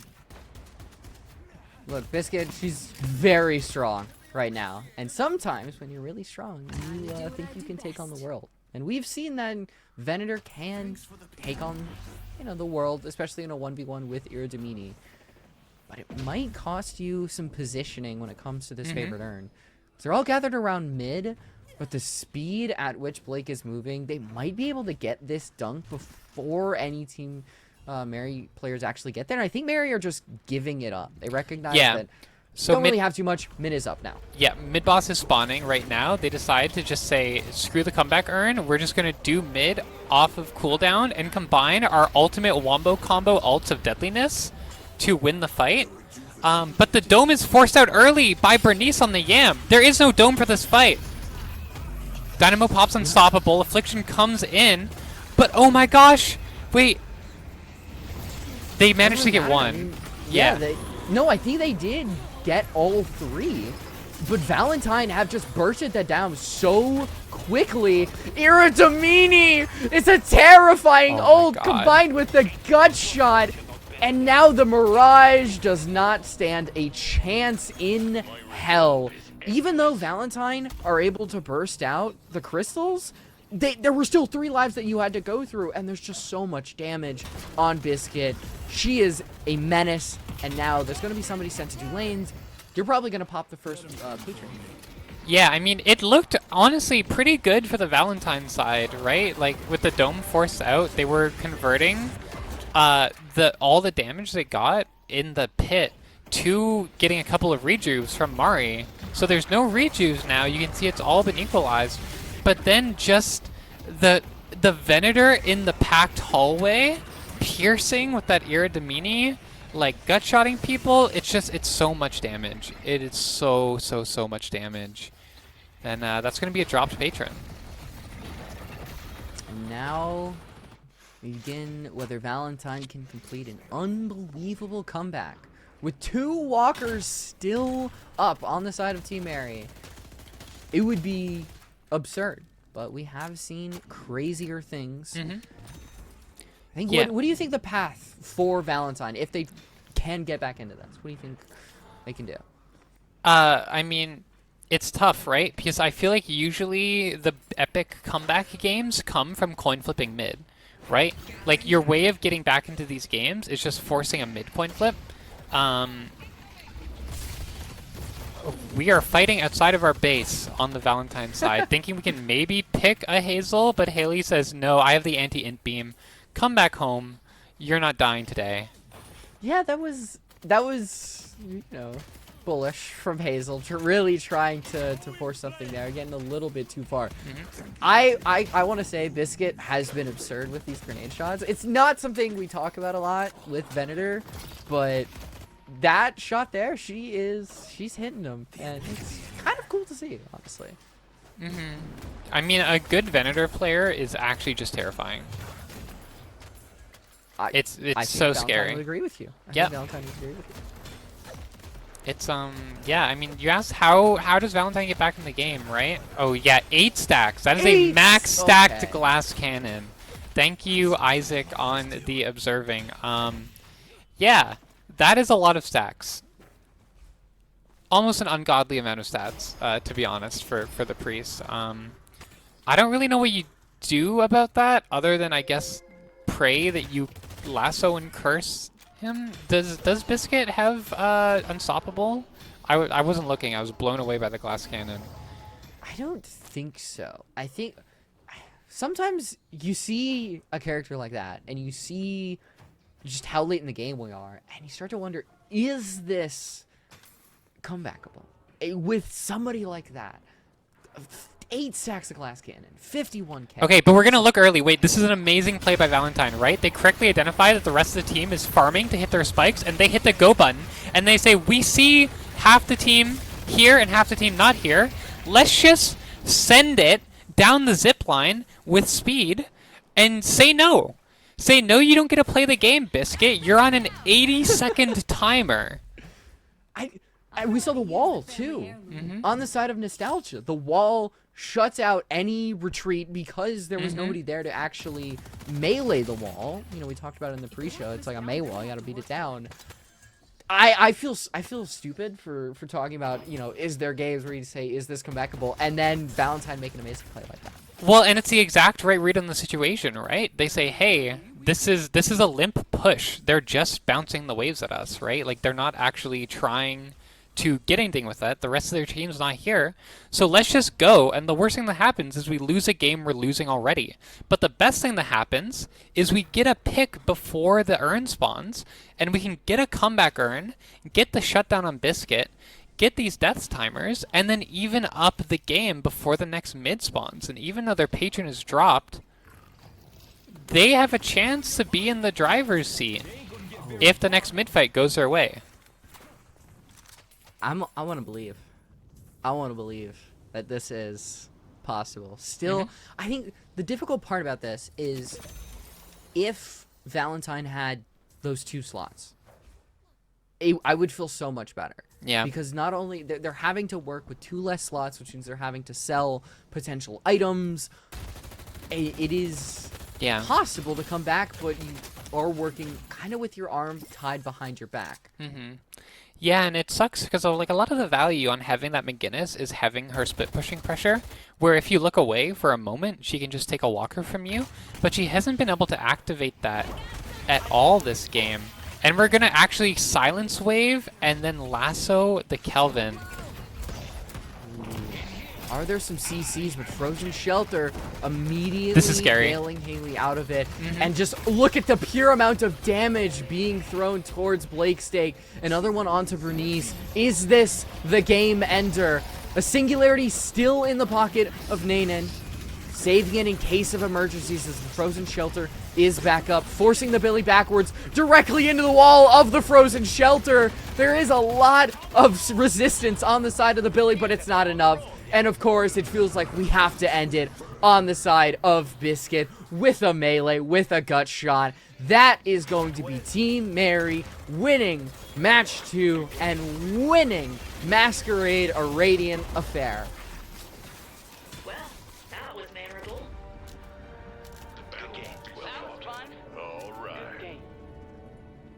What an absolute banger of a game that was. It was honestly such a fun series to watch. The look, unfortunately, not going the Holidays' way because Haley is able to use Refresher with those 2 Calvin Domes to live and buy time for her team to come from downtown. They turn it around. It's not as good of a look as the first one. And the fight just, goes Mari's way all day. And it's a 2-0 win for them. I don't know. This is 49k damage on the Venator. It is. That is a difficult thing to come back from. We saw games where teams started out with a player on a little bit of a snowball, and then when we went into the late game, things completely turned around. For Biscuit, it started at the beginning, and it just kept going through the entire game. She was legendary. Yeah. Hi, Liz. Hi, Pinecone. How are you? Good. I have lots of stuff to talk about. Isn't that so fun? Isn't watching Deadlock so fun? Would you like to talk about it right now? Yeah. Okay. Thank you, Liz. Go for it. Great. I have to say, like, the scoreboard's gone now, but 40k healing on Haley, that Kelvin was super cool to see as a Kelvin player myself in comp. New Kelvin changes looking really good. I think Haley was an incredible standout player on both the GT and on that Kelvin. And I also just Hazel's Paradox. I think the chess mind games we had between those 2 pick characters in that mid game was a delight to watch. And I think both of them had great both picks and counter picks. And I think the Team Mari team was super fun to watch, and so was Valentine. But yeah, that was a really GG. Light Rose, would you like to take this time to say anything that you were holding on to? Honestly, Pinecone, the Kelvin knower, she kind of said it all. She's got a lot of Deadlock knowledge up in that brain. She may be working the production, but she's spilling it all out for us to hear. It's amazing. I do want to say, I think when you have a Kelvin, because you don't see them too often, you're like, okay, this Kelvin they know what they're doing. It's like one of those picks where they're like, either like, maybe they're new to the game, which is totally fine. We love new players. And if you want to help learn, back this up. If you would like to learn about the game in an environment where you are safe and comfortable and welcome, hit that exclamation point Deadlock Discord. There we go. You got there eventually. But I think a good Kelvin is... I love having a good Kelvin on my team. Just seeing them fly, skate away, and I see the frozen shelter. Like, there's nothing. And I think that this game, was absolutely indicative of that. But as you said, it is Team Mary who win the inaugural Masquerade, a Radiant affair. And again, if you guys want to see more of this, you gotta let us know. Join the Discord, tweet about it, say it in chat, say, wow, all these broadcast talents are so cool and awesome. We need to see in the back. We need to see more players. I want to play all of this stuff. Because also, I mean, this patch is pretty baby, like, new, like very like infant new. Like, we didn't have a real time to try it and explore it. So we would need another event to really get to explore it, right, you guys? Great, yeah. Yeah. Run it back. Let's run it back. You run it back because we would be doing a disservice to you if we did not have another event to really explore the patch and maybe get a wraith in there somewhere. Maybe start banning Pocket. I'm surprised we didn't see a Pocket ban more often because of how OP they are. But I think you live and you learn. I think I will now be making, because for those of you who don't know, in Deadlock you can choose to avoid heroes. You can choose to avoid the non-new heroes. I think Pocket's gonna be my avoid now. After that, because the Pockets today have been absolutely outstanding. All of our players have been. We've seen some amazing Deadlock today, both in our quarterfinals, our semis, and our grand finals. Because at the end of the day, that's what it is all about: providing a space for women and marginalized genders to compete and get experience in the Deadlock ecosphere. That was big word for Elmo. Elmo being me. But it's absolutely what. And I see you guys in chat, responding, talking about our incredible overlays and our production and what it may be. So keep that up. Keep up the thank yous and loves. But we're not done yet. We do have an interview coming up. It is not ready yet. Please, patience. The ritual takes time. The post ritual takes time. But moving forward, I think for this Light Rose being the inaugural Masquerade, what a great first step forward for this, if there hopefully will be more Masquerades moving forward. Yeah, it was unbelievably fun. We got to see a wide range of types of play, especially with this new patch. Like, you kind of said it, this is baby patch. We're seeing very fresh reactions, but I think that grand final really did feel like the feast at the Masquerade, with that first match being, the Calico combined with the Gray Talon was wonderful. And then we got to see the importance of an M1, of a Venator, of a support player like a Kelvin. Haley seems to be a common thread in all this. Huh? Yes. That's kind of interesting. But Of our analysis. Well, Haley did an incredible job. And we do have our post-match interview ready. It is with Mary or also known as Marionette, coming through. My friend, please come to the front, take a seat for the interview, because we have things to say, people to talk to. I believe they're coming soon, but because I have a lot of questions about moving forward, kind of the the patch and etc. Oh, and hello. A Veil Walker. A Veil Walker has appeared. Hello. Hi. Hi. How are you? I'm doing great. How's it going on the desk? Oh, it's going well. We loved watching you on the desk. It was such a treat to watch you and your team play today. The first thing I want to ask you is, about 24 hours ago, a certain patch dropped. Yep. That was very long and very intense. So was there any discussion with your team about the patch, or was it just we'll deal with it when we get there tomorrow? Realize Pocket is incredibly deadly. Wraith is incredibly deadly. For me, what affects me the most is the Abrams changes. He still feels very broken. But I'm having fun. I don't think the opponents do that much when I'm on it, but I'm having a good time. I mean, talk to me about today kind of coming into this single elimination, best of one, then best of three. That is a marathon that you hunt to run today. And yes, it's an invitational. You have like-minded folks coming in, but the Masquerade asks a lot of you at once, kind of doing a single elim into a best of three. What was the kind of the conversation with your team before starting the tournament today? We we came in looking to win. Um, I think this was my first time competing in Deadlock, and I come from like an Overwatch background, and so does Salmon and Haley and Hazel. And I've played with all of them at one point or another, so a lot of my understanding from the game, since I'm one of the newer players to Deadlock on this team, a lot of my understanding from the game comes from me playing Overwatch and then trying to translate that to Deadlock, which doesn't always work. There's a lot of nuance in this game that I'm just not used to. But I still have a lot to learn, and I've learned a lot in the last 2 days. And yeah, we were all trying to win, but for the most part, I am happy to learn this game and learn how to play as a team in it. I love it. My last question for you is, you are the inaugural champions of the Masquerade. Is there anyone you'd like to thank, shout out, any bars you want to drop real quick? Thanks to my team for playing with me. They're all wonderful. And we had